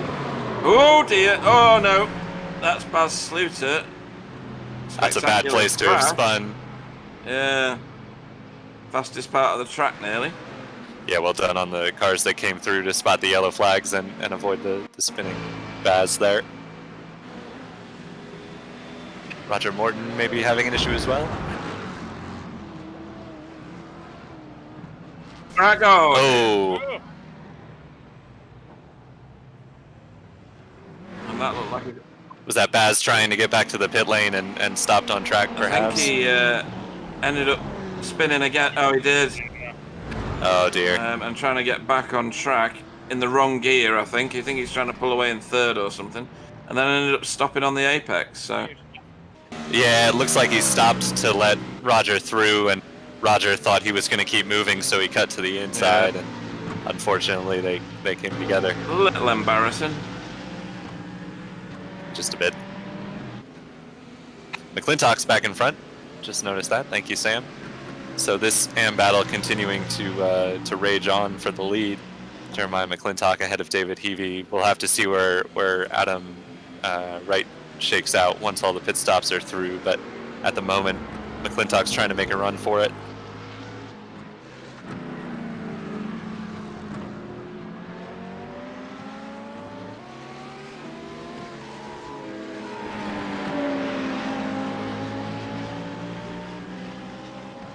Adam Wright's certainly leaving nothing behind us. He's super fast out of all the corners. I mean, he's going to have to really put his foot down now. There's only 20 minutes to go. Yeah, just to point out that Adam Watson is behind Chris Shaw. Oh, good point there. Thanks, Sam. Yeah. Yeah, so I guess Verschluven must have had a longer pit stop as well to have come out behind both of those two. That or Chris Shaw has been lighting the timing board alight, which I don't think he has. I haven't really noticed any super quick times coming through. It's a big jump back to Martin Verschluven as well. It's like 10 seconds nearly. McClintock's in the pits, so have to watch where he comes out relative to Adam Wright, who's been setting some pretty quick times, although so has McClintock. So we'll be keen to watch where the AM battle shakes out. A couple of AM cars ahead of Adam Wright, Ben Englandhoven and Jamie Jeffrey, have not made their second stop yet. Right, so they're kind of out of synchronization, aren't they? Yes, exactly. So the key will be Adam Wright and Jeremy McClintock as the two AM leaders who have made their final stop of the day. And I believe are we past safety car time, or are we just about to run out? I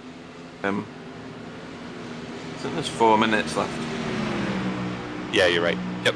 So nearly to the end of the safety car window. That one in sight. Jeremiah McClintock and Sammy Bytorp are in the pits.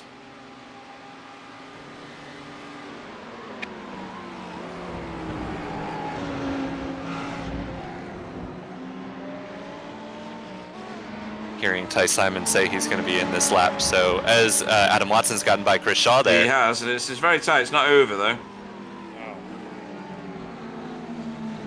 Chris Shaw's going to try a cutback. He wasn't able to because there was an Audi right in his way.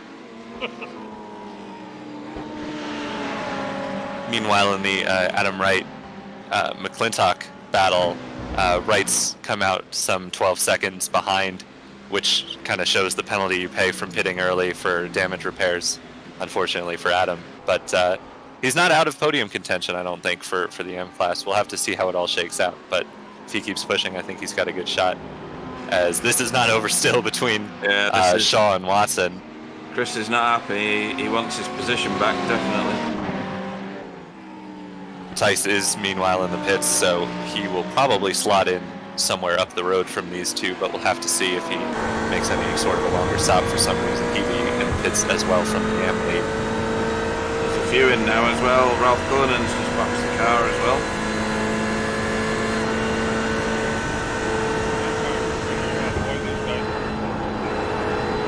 Bill, you sound very, very distant to me. Yeah, I moved my mic. Sorry. Ah, there you go. Ooh! Oh! Was that contact? I don't Boy, know. it sure looked close. At least 4.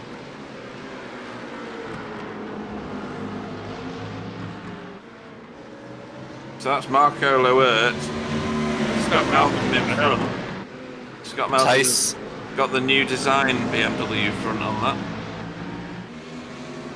Tice is out of the pits well ahead of those two battling over what will be second place likely in AM. He's some 10 or 15 seconds up the road, although that time's still coming down as he gets up to speed out of the pits. Yeah. But it looks like he'll be about 10 seconds up the road from these two as we see Cullinan and Heavey, the last two of the AM leaders, to make their pit stop on their way out. We'll have to see where McClintock comes around. Look at this. Oh, Scott Malcolm's peeled off for the pit lane, which leaves Marco, Marcus and Ben Tusting again to scrap it out. David Heavey leaving pit lane. Ralph Cullinan should be just behind him as well. Oh, hang on, that's Ben Tusting taking a place. You got by Marcus Pletz. He did. You eating, Bill? I am. That's Are you- rude. I'm sorry. Are you standing in? Are you standing in for Clyde and his cake? Well, I didn't announce I was eating cake, and I'm not eating cake, but This battle's still not over.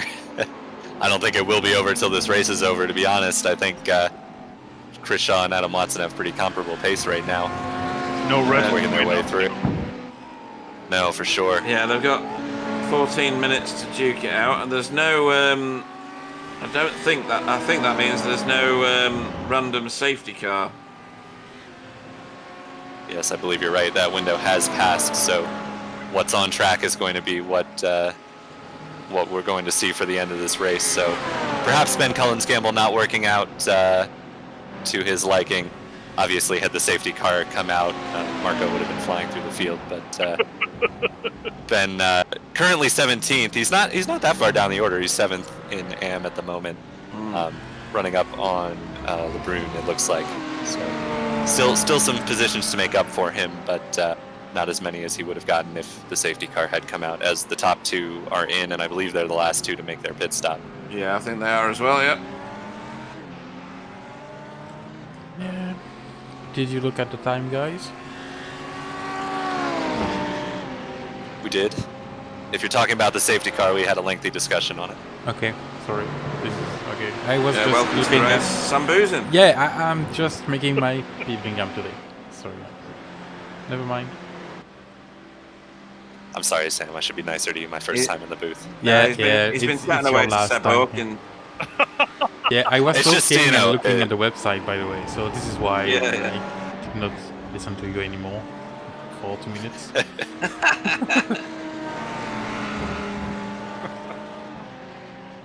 honestly, these two are really thrashing it out here, aren't they? Each one's making a tiny mistake here and there, but nothing significant.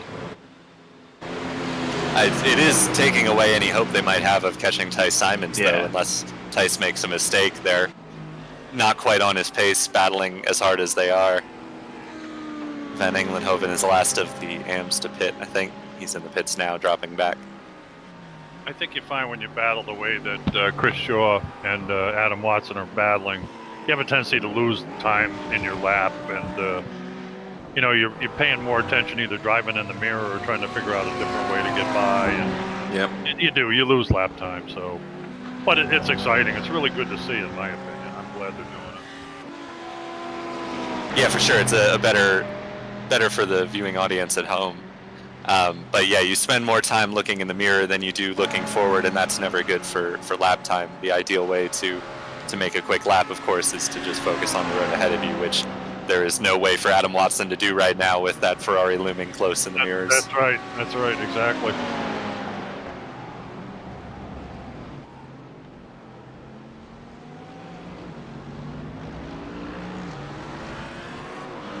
That's the lapped McLaren of Legjavik in front of them, I believe. It is, yep. So not part of this battle, but he is a Paceworks. No, he's not a Paceworks car, is he? No. No, I is think he? he is. Well, the McLaren certainly looks like a Paceworks car, unless I'm mistaken. Actually, I think he is. So whether that'll play in, Pretty I'm close not color sure. scheme if he's not. Yeah, he is. I can see it there. I shouldn't have doubted myself. Sam's ruined my self-confidence. Well, you don't have Clyde here to try to make a fool out of you every minute, so that might be. Oh, getting That's defensive stupid. there. Oh, look at this, Yeah. baby. Oh, that's a touch. It's on. It's on. Look out. That was a little touch. It was nothing much, but enough to remind Adam that he's there.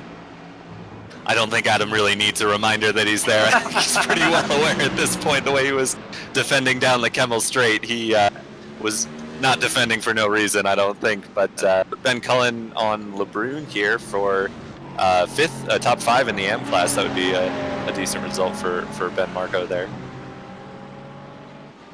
Ben Marco. Ben Namela. Yes, yeah, exactly.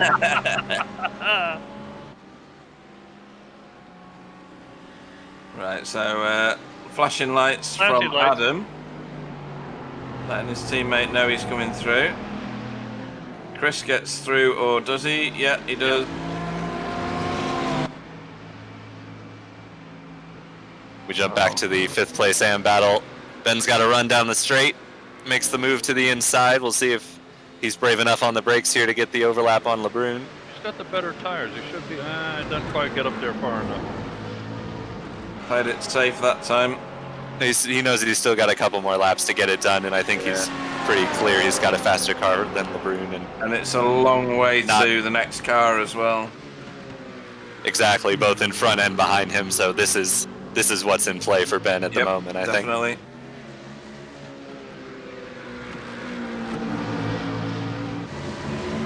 It's going through an area right now. Unless you have tremendous overspeed, it's kind of a risky thing to try to get by. Oh, this is. I'm sorry. This is Adam right. Yeah, this Adam caught Sammy Baitor. And I'm not sure how. Obviously, this isn't for class, but it is for track position, and we know how important that is from what Sam was saying at the beginning, and I ignored him for the last 6 races.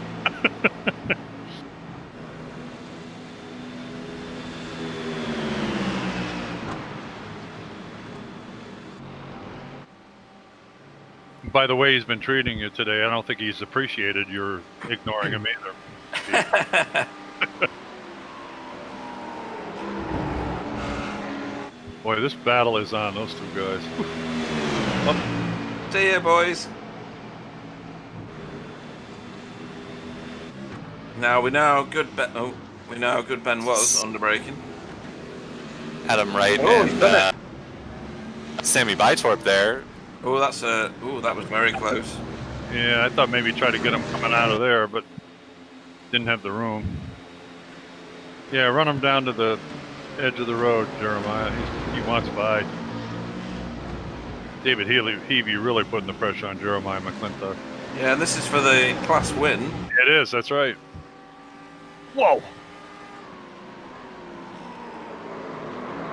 Oh, Adam! Oh, Adam, whoa, Oh, baby. on his own. Oh dear.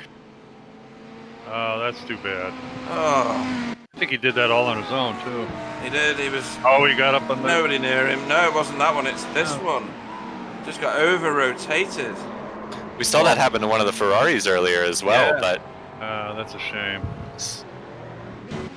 maybe carried a little too much speed or too much rear brake in and went for a spin, as Ben still hasn't been able to get by LeBrun here. This is going to go on for a while, unless he can get it done now. Oh, he's looking. Oh, yeah. I think he's got I it. think he does. It's a quick way round on the inside there, so Nice job. very nice pass. And that's an awfully slow corner compared to most of them. It's off camber. It's slippier than hell. Slippier than And it's not impossible for the as Watson has to make a pit stop. That's a bit odd, isn't he? Oh, I wonder if he went over the incident limit with that spin. Oh, And he's on a drive-through. are you having a look, Bill? I'm watching on the. Oh, you're on the I'm watching on stream, the. aren't you? I'll have a look. What's Didn't look like he was. Didn't look like Yeah, he was. 21 points. He got 2 for his slide. Okay, that's a shame. Well, that was a loss of control. Wouldn't that be what 2 points they give you? Yeah.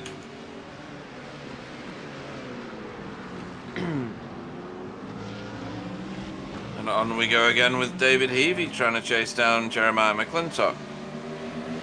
Yeah, the AM win is not in the bag for anybody for sure. Jeremiah, not going to be a walk in the park, baby. And of course, if they get together, Adam Wright is probably close enough behind to be able to pick up some of the pieces.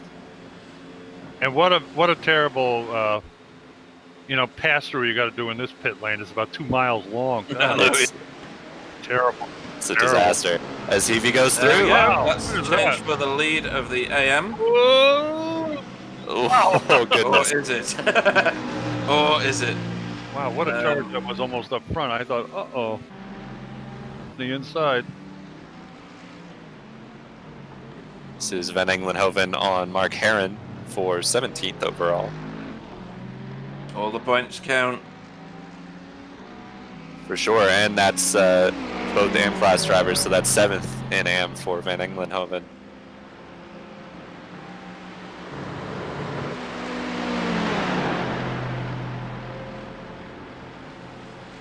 After about 3 laps around here, you are flat out through Radio. For the good guys. Look at the overspeed on the Mercedes, goodness. Look at that, it's just eating track, isn't it? It's unreal. Andy's later on the brakes, goodness. Oh, but a bit too late. Not in a good way. That Mercedes plowed like a garbage scow coming into that corner.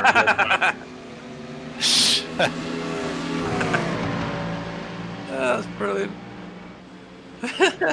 Jamie Wilson on a recovery drive here. Oh dear. Oh boy, that's Scott Malcolm in front of him. There's only 4 minutes. Oh dear, Scott's off where are you the going? road. Wow. That's the new design of BMW front, by the way. Yeah. So look at me. I'm the pug dog. Yeah, it does as well, doesn't it? Yep. Your inset picture is Jamie Wilson's on board.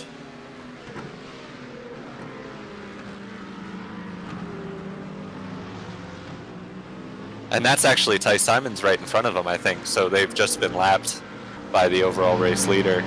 Is that right? Oh yeah. Wow. So I think 2 more laps for Tice after this one. I don't think he'll get the white flag this time by. Sam's the one that can tell us. Sam, what do you think? White flag this time? No, I don't think so. 2 more Okay. laps. Yeah, it's gonna be close to the end, but yeah, I think 2 more laps. Okay, thank you.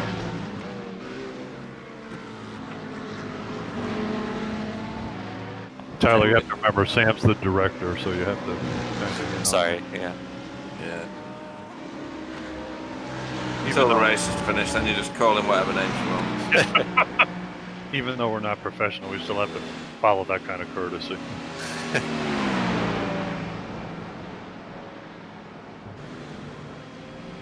Oh, there's the move to the outside from Jamie Wilson. Gonna have to be brave on the brakes there.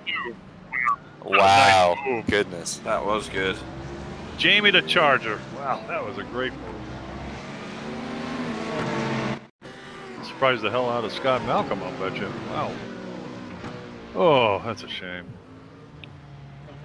Is that a second slide or is that a repeat? No, I think it looks like a different one. He didn't go as far out in the dirt as on that one. No. So has he just cooked his tires or what? Yeah, he's probably got the red mist you get after you do something like that. Yeah, true. Doesn't go away quick. I have to step on it harder to catch up, kind of stuff.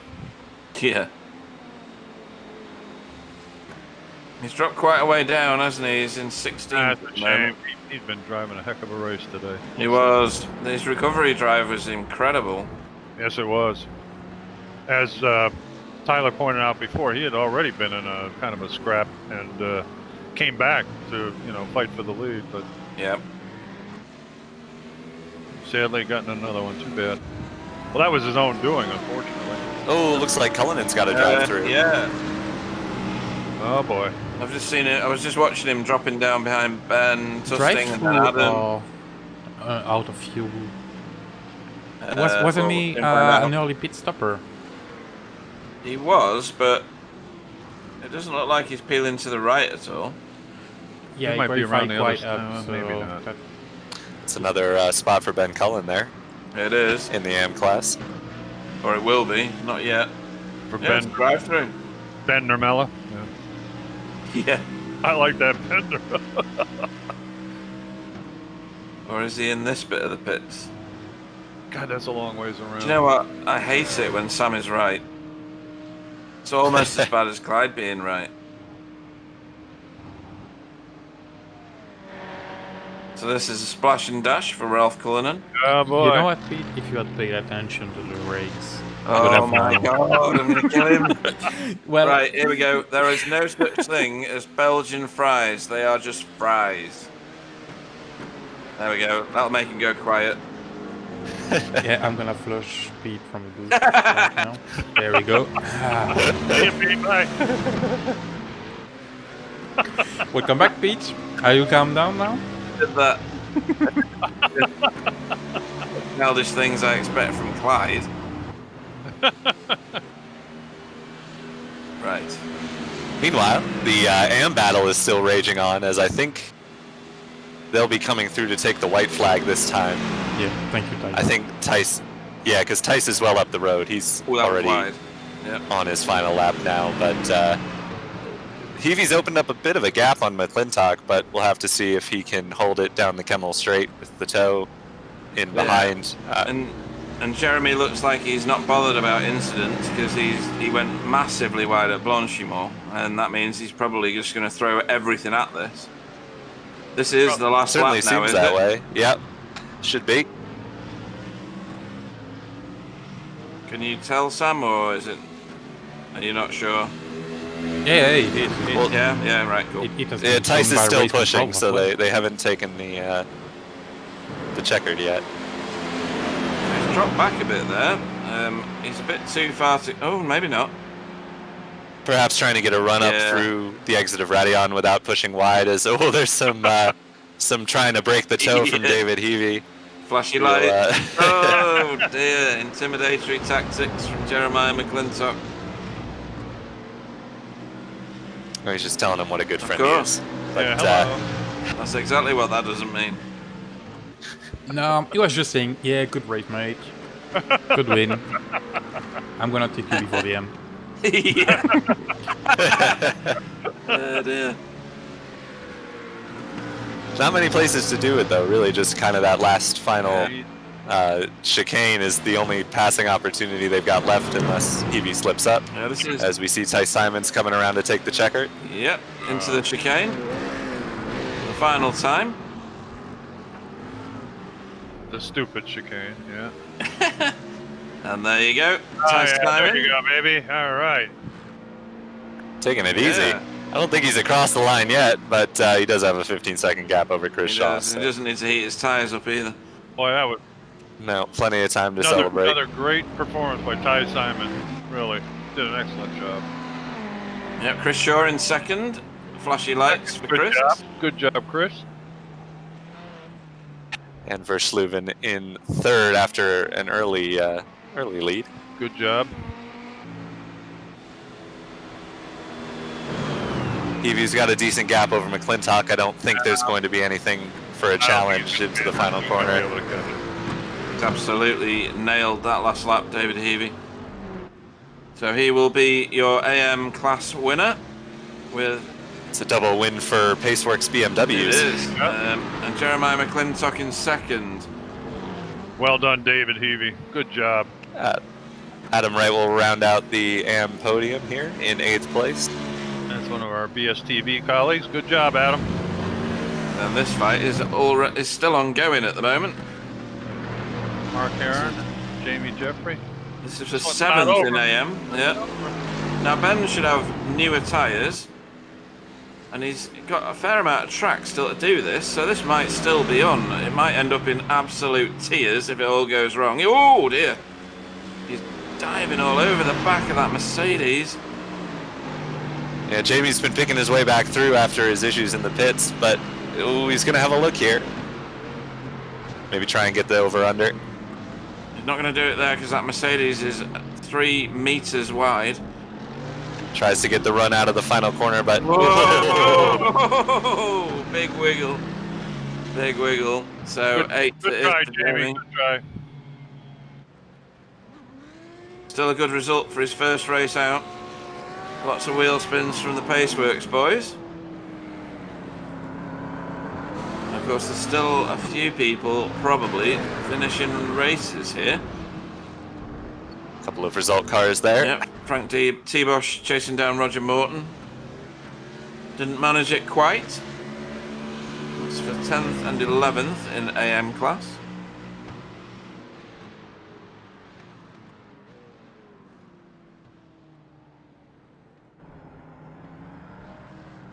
Looks like just about everyone has crossed the line at this point. Yeah, I think that's the full field. So once we get the official standings on, I'll run through the... Oh, actually, Tyler, do you want to run through the pro and I'll run through the AM finishing order once we're confirmed it's done? So the pro results, we have Tice Simons, your winner for Paceworks Esports. He had a 13.5-second gap over Chris Shaw for Ascari Autosport. Comes home second. Martin Versluven, an early leader for Dutchies Esports, brings it home in third. Jonathan Foote for Paceworks comes home in fourth. Roy Verveek for Team Automech brings it home to round out the top 5. Sammy Bytorp comes home sixth, another Paceworks car. Ben Tusting for Team Camara, after several spins and a little bit of trouble throughout the day, comes home seventh for Team Camara. Adam Watson for Paceworks Esports Black brings it home in 8th. Marco Lewert for VTS Germany Black in 9th. Marcus Bletz, also for VTS Germany Black, in 10th. Jamie Wilson, another Team Camara car who had trouble today, brings it home in 11th, 1 lap down. Tom Sluter and Rob Blackmore both didn't finish the race, coming home in 12th and 13th. And your AM class standings. David Heavey brings home the win for Paceworks Esports Ireland. So a great day for Paceworks, it has to be said. Jeremiah McClintock finishes second for VTS USA Black. Third was Adam Wright, finishing off the podium for BSTV Esports. Brilliant result there. Ben Cullen finished fourth for Northern Lights Racing Scuderia Haggis, with Jacob Lebrun in fifth for VTS USA Yellow. Barry van Englenhoven for Dutchies Esports finished sixth. Mark Heron for Asymmetric finished seventh. Jamie Jeffrey on his first ride out for CCR finished eighth, so well done, a top 10 finish there. Ralph Cullinan finished ninth for Work Guard by result. One of his teammates behind him, Roger Morton for Safeguard by result, finished 10th.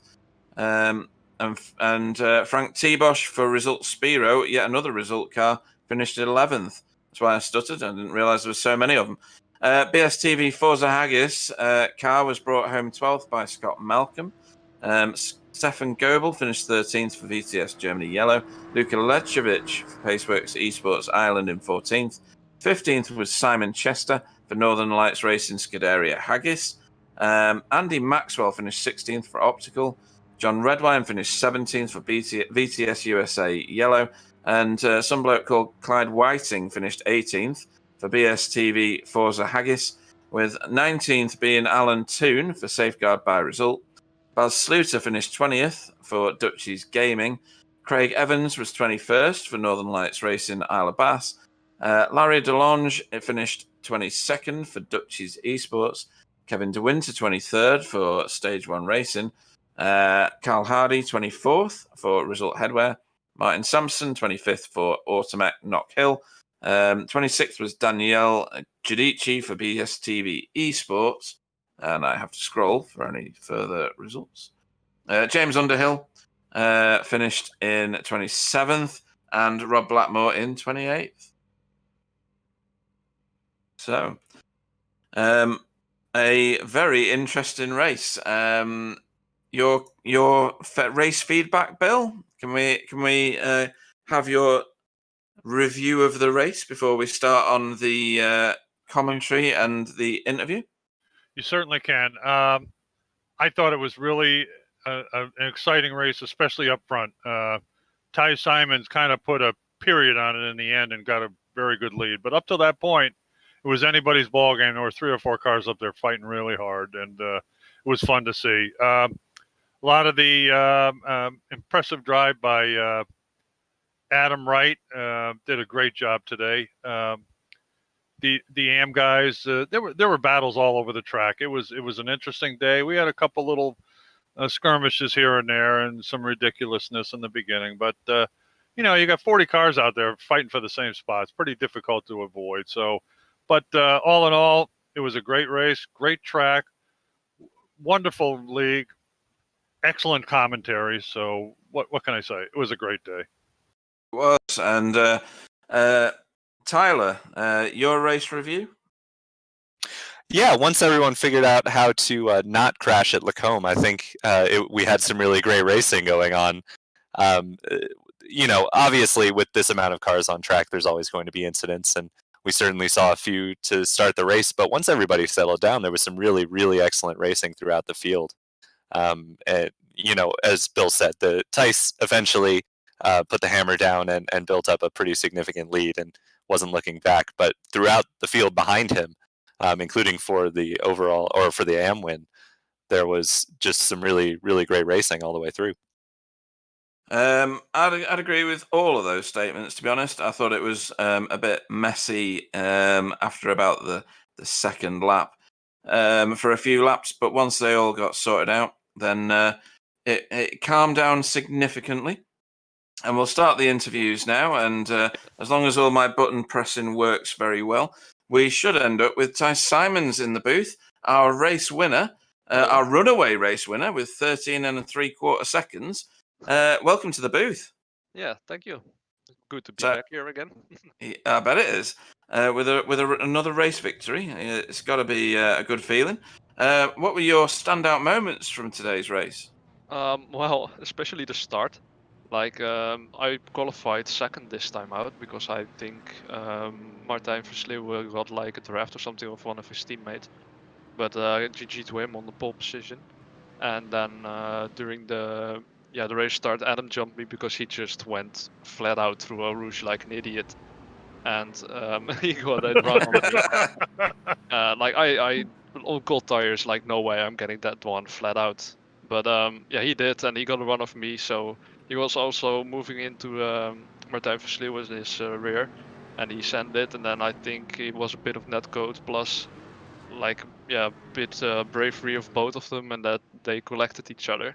And I profited from that and got the lead. And from there on out, I just hoped for no safety car, and I just kept doing my thing. And it turned out to be a race-winning strategy again. Yeah, that'll help your point standing, that's for sure, because you were 21 points behind Chris Shaw at the start of this, and he finished behind you today. I'm not sure what that does to the points, but it may well play into your favour and boost you to top spot. So we were commenting before the race started that your first couple of races in the league were a bit dicey, but then since then you've proven yourself to be a very competent, very safe driver after that point. So it's great to see you drive. Actually, the moves you put on people are very, very professional. Cheers. I try not to screw everyone over again, and I just try to keep everyone alive, and then thereby also keeping myself alive. Like pace-wise, I think I can just clinch the title, so that's what I want to do now, and don't take any risks. Yeah, it's a sensible policy. There was all sorts of battling going on behind you, but you managed to forge that gap in order to keep yourself safe, so that's brilliant. Anybody you'd like to have a shout out to before we let you pop some simulated champagne corks and celebrate? My team again. We had 4 Paceworks Esports cars in the top 10, and David Heavey got a class win, so also a massive GG to him. Adam as well for pushing me again to be quicker. I actually think he should have won this race if he didn't spin out. Like pace-wise, he was just better than me. Our sponsors, Cracked Coffee.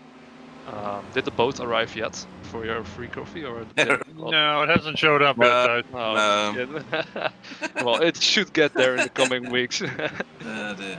Yeah, that's about funny. it. Well, it's been a pleasure watching you race tonight, and it's been a great night for Paceworks Esports, like you say.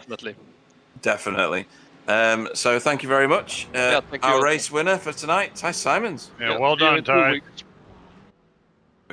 I've got to flush him now. I'm not as efficient at this. Where is interview room? There it is. Well, I got him in the end. He's gone. Okay, so right, he's gone. Proper gone. So Tyler, I'm going to get in the booth for you, Mr. Jeremiah McClintock, if that's all right. Sure thing. So there you go. Jeremiah McClintock, how's it going? Our AM class runner-up. It's going all right. How you guys doing?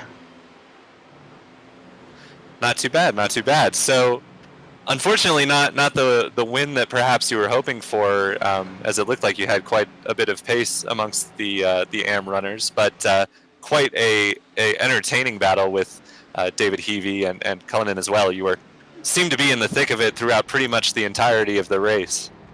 Yeah, I was gonna say Heavey was flying, man. Especially at the end there, my tires were gone, and I was doing everything just to hold on. So, hats off to him, man. Once he got around me, I pretty much let him go. So, it was a good race. We did see you, I think, have some trouble in the early running with, I believe it was Jamie Wilson, that set you back a bit. Did you have damage you were carrying through the race, or was that just a quick, fast repair at the pit stop and you were all on the way? I don't even think we really had damage. I mean, I do have to apologize to him because, I mean, we were coming through there racing really tight, and I just barely pushed out, and we had just a small contact, and around he went, and I do feel really bad about that. But I mean, when I pit, it didn't take the fast repair, so I, clearly didn't hit hard enough to take any damage. So fair enough, and it did look like there was some netcode at play when we were watching it on the broadcast as well, so that may have also contributed. But you certainly, as you were saying, your tires were pretty much gone at the end while Heavey worked his way around you. Did you think you had anything for him if he made a little mistake and slipped back, or were you just kind of riding there at the end? I mean, I can tell you at the last lap, I was pushing as hard as I could and made 2 tiny mistakes, and it was enough to keep him a little close to a second ahead of me. So even if he made a slight mistake, I don't know if I would have been able to get him. But I mean, it is what it is. Hats off to him. Congrats on his win, and we'll get him in 2 weeks. Fair enough. Do you have anyone you'd like to thank before we let you go here? I mean, you guys, thanks for putting this on, and then my VTS team. So we run together a lot in practices, so it helps with running in traffic. Awesome. Yeah, Jeremiah, your McClintock, your AM class runner-up today. Awesome. Thanks, guys. Yep, that was Jeremiah McClintock. Now I'm going to bring into the booth, if this works again, I never do know, Mr. Marco Lowert, who has finished, was that 9th in class? I think that's 9th in class. I had quite an outing today, so let's talk to him. Welcome, Marco Lowert. Hi. Hi. How are you? Yeah, not bad. And no, was it you that was having microphone issues the other week where we had different authorizations?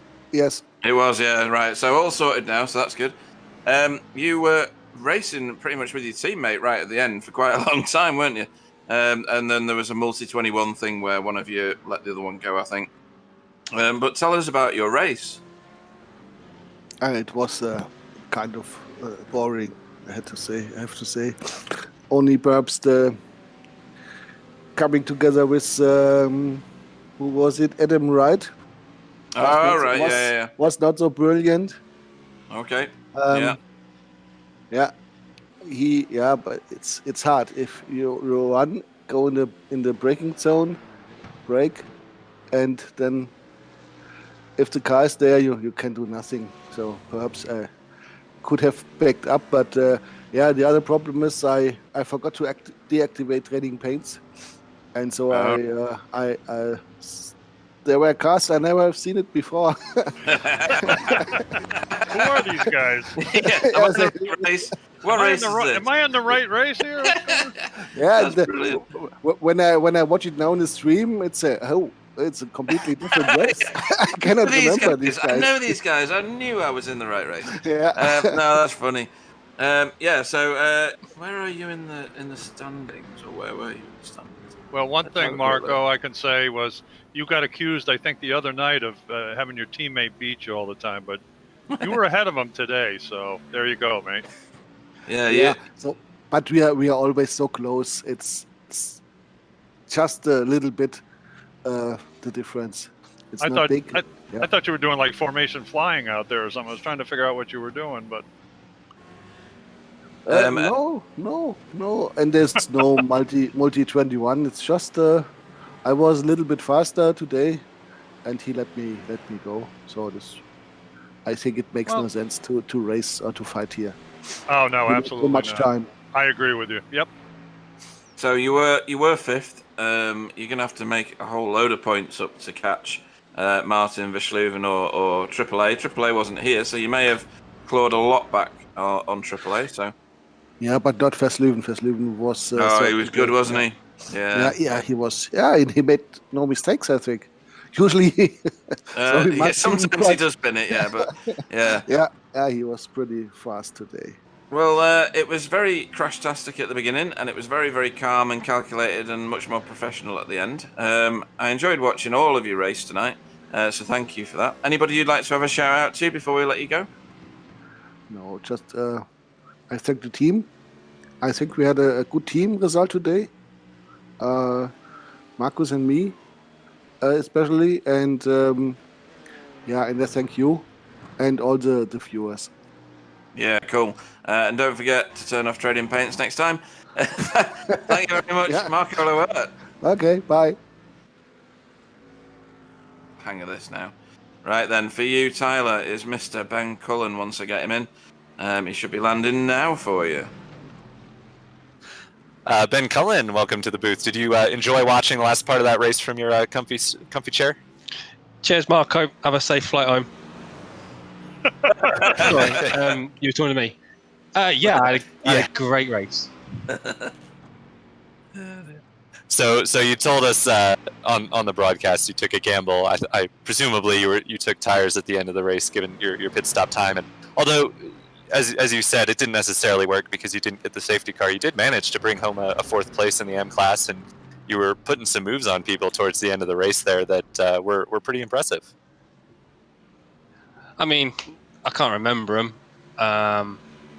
Oh yeah, I was driving. Yeah, they were good. I took a gamble. I think there was 35 minutes left, and I was just over the threshold for fuel. So then I was like, if I take tires, if there's a safety car, I'll be at the back. Everybody else will have to jump in because there was still a mandatory pit stop to take, and then I'll be at the front with fresh tires. Winner. And then Sam's obviously holding a grudge and doesn't do a safety car.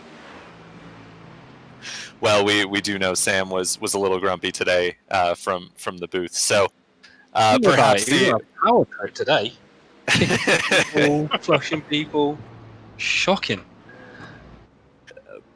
Perhaps Sam was holding a grudge, but aside from that, I would say a pretty successful race, if not a pretty successful qualifying. You did seem to struggle a bit and have to fight your way forward in the race. What happened in qualifying there? Usual Spa. You get 3/4 of the way around the track, and then you get an off track, and that kills the lap. And with Spa, you kind of need a running partner to run with you because of down the Camel Straight, and then on the other straight round Blanchimont, you need the draft because you're losing 2-3 tenths on those straights alone. Yeah, that's a fair point. I would say, but all in all, I would say a decently successful race if you just take a look at the result. Even though your strategy maybe didn't pan out, Marco couldn't drive quite quick enough to make up the difference there. But anybody you'd like to give a shout out to before we flush you? I don't know why you say Marco couldn't make up the difference. I was driving. I'd like to say thanks to you guys for putting this on. I'd like to say thanks to the guys at Northern Lights Racing for everything and chats and discussions that we had. All the race sponsors, the series sponsors, the other drivers. This is a good, clean league. Plenty of overtakes happening, and people. Obviously, there's a few instances with netcode, but people are giving enough room. EasyJet for being prompt with their flights, and we'll see you next week in Fortnite. Sorry. Very good. Then your 4th place finisher in the AM class, Ben Cullen. All right. We've got 2 more in the Just booth one now. thing. You know why Yeah. I was not happy today? Because Ben changed his picture profile. Yeah. Yeah. Was it That's not true. Princess Pete anymore? No. Yeah. Oh, damn So it. yeah, it's his fault. It is. Yeah, that's true. Right then, we've got 2 more interviews to do. So we're gonna bring in. Well, hang on, just a minute. Let me start scrolling a sec to find out where he finished. Still scrolling. Still scrolling. Hang on. 129th. I've got you in, Clyde Whiting. Hi, welcome to the booth. Thank you. Yeah, and 118th in class. Excellent. That's a result. So you had a very event-free, surprisingly event-free race, in my opinion. Well, it tell was us about it. Apart from me pit stop. What happened at your pit stop? This is so we know what happened at your pit stop. We're just trying to make you talk about it. No, but I'll tell you why. So I'm trundling down the pit lane behind Scott, and I'm fiddling with me buttons, getting me fuel right, and everything else. And Scott pulls into his pit box, and I think, well, where's mine? And then right down the end of the pit lane, because my pit guy is in like a luminous green suit. So right down the end of the pit lane with my dodgy eyes, I see this luminous green thing, and I thought, that's weird. I wonder why they put me first in the pit lane. So I get down to there, and it's a green cone. Yeah, I was going to say that's pit exit. I come out of the pits, and obviously by then I know I haven't got enough fuel to get round. Get angry with myself, cut the pit exit and get an unsafe pit exit, then run out of fuel and had to tow. Because I towed, they then decided to give me tyres as well, so I had to wait for all that, wait for the tow, wait for the fuel, wait for the tyres, then do me 26-second stop and go. And I couldn't really work out what had gone on, and then I sussed it. Because I didn't qualify and I was last on the grid, I was in the first part of the pit lane and not the second. I didn't even know you could pit in the first part. Yeah. Yeah, It's a 60-car place. I'd obviously just trundled straight past my guy, not even thinking about it. I'm concentrating more on not crashing on that tight right-hand corner. So, well, after that, and after I'd stitched my sides up, we didn't see a great deal of you on the footage, but you were prevalent in the first half of the race. Let's say that it was very crashy. Did you witness any of that? A little bit in the first couple of laps. I really enjoy Spa, but I'm absolutely crap at it. And I knew I was slow, so I did my usual. Start at the back. And yeah, there was there was a big one on the Kemmel Straight. I remember. I just see loads of smoke in the distance, but nothing that really affected me. It was sort of just people going off, and me just carrying on. Yeah.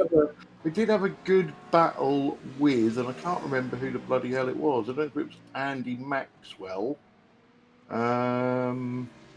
Yeah, I can't really remember who it was, but yeah. Oh no, sorry, tell a lie. It was Martin Sampson. We had a good little ding dong. Got him done eventually, but yeah, I'm a bit gutted because with the way people were crashing and stuff like that, I probably could have lucked into a top 20 there, but because of a mistake by me, it wasn't to be. Yeah, and we watched you get overtaken by Jamie Jeffries 26 times on a replay, which was entertaining for me. Well, Jamie was doing a Bingham. He was flashing out, so we didn't get that. We didn't get that. I did, so Right. I didn't even fight him. It wasn't worth risking. Right, and the incidents were towards the beginning of the race, and that Kemmel Straight incident. If race direction could have typed any faster, I think they would have thrown a yellow at that point, regardless of the random. Yeah, well, I obviously got the local yellow, and I thought, oh, they've thrown a flag, but it wasn't to be. No, I already had 8 incident points then, so. Did you? we saw. Did you catch me running into the back of Alan Toon? No, we don't think we did get that one. 18 lap. Right. No. We was only going slow, and all of a sudden, everything in front of me stopped. So I do apologise to Alan. And then about 3 corners in, I think Luca, it was like the smallest touch you ever had, and it gave me another 4x. So I was on 8 already, and I'm like, oh no. That's like my GTE race earlier today. I got hit by 5 people. Yeah. I told them what I thought of them, but yeah. Yeah, I heard. Yeah. Yeah, I don't know what that does to you in the standings, because I for some reason I can't scroll that low on the standings board. It won't do a lot because I've only done 2 races. Yeah, well, that's right. Yeah, you don't actually feature, which is interesting. So yeah, we'll leave you in here while we get Scott Malcolm in. Anybody you'd like to thank before we leave you in here? Obviously, you guys for taking over the broadcast. I'm told Sam had a bit of a power trip. Massive, proper stroppy as well. Something to do with chips. Yeah, he put lipstick on and thought he was everybody's wife. Obviously, thanks to Tyler for stepping in as well, and Dan, Adam, and Scott for the chats that we have while we're racing. You may want to wait and listen to the comments I made on your driving, Clyde, before you thank me for joining. But mate, there's nothing that you can say that hasn't been said before, so I won't worry about it. That's true. I only drive to give you something to talk about. Absolute facts. No, Tyler was way more professional than me. So Tyler did a great job. He did. So as long as this works correctly, we should all be able to interview Scott Malcolm now. Welcome to the booth, Scott. All right, you're going to big time use. Yeah, I'm going to give Tyler the ultimate challenge of his life. He said a few years ago he visited Edinburgh, so he should be able to translate whatever you're going to say, Scott, because I ain't got a clue, and interview you. Or either that or Clyde can save us all, because apparently he speaks weirdo as well. So welcome to the booth, Scott Malcolm. Right, how's it going? And off you go, Tyler. Not too bad, Scott. Not too bad. Not an overall particularly eventful day for you from what we saw. I think we saw you in a couple of battles. We saw Jamie Wilson kind of working his way by you towards the end there. But a decent finish, 23rd, 12th in the AM class. Was it eventful from your end and we just missed all the action, or did you find it to be a bit on the boring side as well, as Clyde falls down the stairs, I think? You know I always have to knock my microphone over at some point. I think you tripped over some cake. No, I've got Toblerone.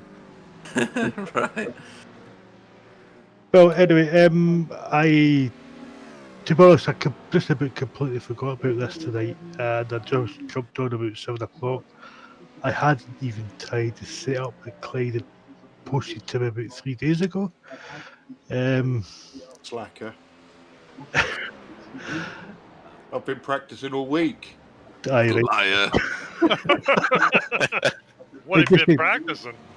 This is only The clarinet? This is only the second time I've raced this car in either an official race or a league race.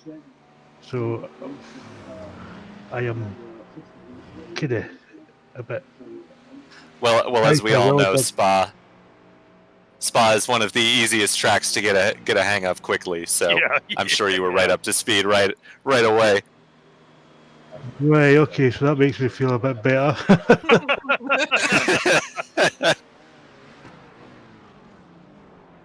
I'm just pulling your leg, Scott. But we once you did get up to speed, were you in battles with anybody? Any memorable battles stick out, or was it just ride around and try not to crash anybody out? I was basically that case of just trying to, drive my line, stay out of trouble. I wasn't going to push it too hard because I don't know the limits of this car yet. Had a few battles with Andy Maxwell and then later on with Jamie at the end. But Jamie's a better driver, so I just let him go. He's 10 times faster than what I'm ever going to be, so I just let him go. That's fair enough. I think Jamie was pretty quick. Just ran into some trouble today, but of course, I guess the real question is how much of what you're learning in the TCR in the GT4 TCR league are you carrying over to the BMW GT3, which is of course, as we mentioned, a very similar car. I don't know. Yeah, I've never really, like I said, I've never really driven this BMW, so I don't know. I don't know what the limit is yet. I'm just.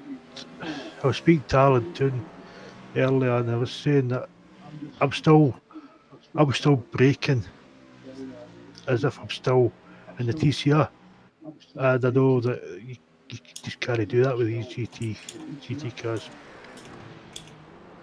Very true, Scott. Yeah. Anybody you'd like to give a shout out to before we let you go?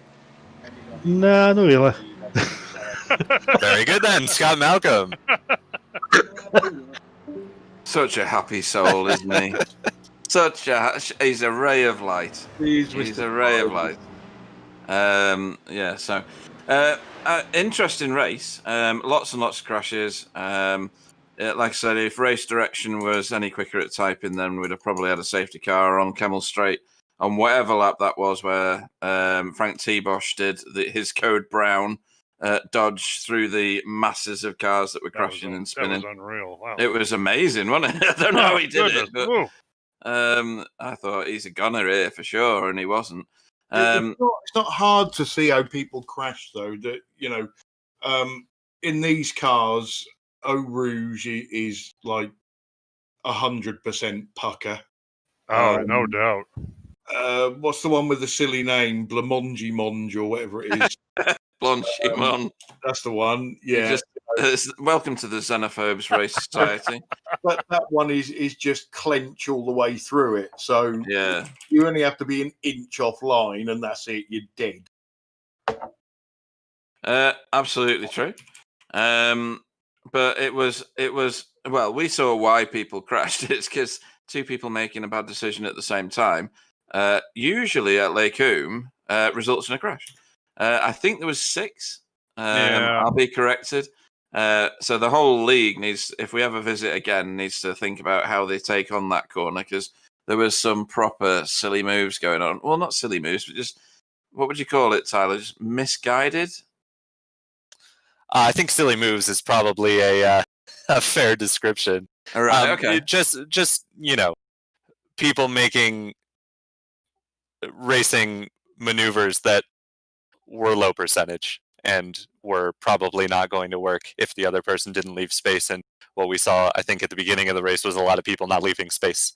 So, well, certainly some wishful thinking going on, I think. Well, I think after the first 10 times that it happened, you noticed that the second part of the race, people were backing out, and which was really the proper thing to do. If you're not going to make it, why stick your nose in there and create a problem for both of you, really? Exactly. I don't know whether anybody's tapped into the incident ranking that's on iRacing, but there's some big numbers in there, big numbers. So I think Spa lived up to its expectation as a 1x magnet for everybody. So, Bill, any other comments on the race? We kind of closed it out before. I really enjoyed the whole race. A lot of good battles here and there. Typical race, a little ridiculousness at the beginning. good performances by certain people that normally don't have a good performance, which was nice to see. David Heavey did a wonderful job today. God, he was sensational. He did a great job, and he scored a victory for Paceworks in that division, which is excellent, really. And Paceworks was the king of the field today, no doubt about that. Yeah, absolutely. And Tyler? Yeah, similar to Bill, I kind of said my part beforehand, but just really exciting racing, kind of from second on back, including as Bill mentioned, David Heavey ran just a phenomenal race. As Jeremiah said, he was pushing flat out on the last lap, and there was nothing he could really do about him. So, yeah, some really exciting stuff, and glad to be a part of it. That's good. So next time out, BSTV brings you to GT4 TCR from Monza on Wednesday night at 7 o'clock GMT. After that, on Friday, we have the V8 Strength of Field race as per normal. So you can see Tyler Newitt. Are you racing on Friday, Tyler? Don't know yet. Haven't done any practice, but that's normally the case. So we'll have to see. Depends how much effort I have to put into Monza. He's got such a busy schedule, folks. It really is quite amazing. In a fortnight's time, we go to Interlagos with round 8 of VRA GTCC.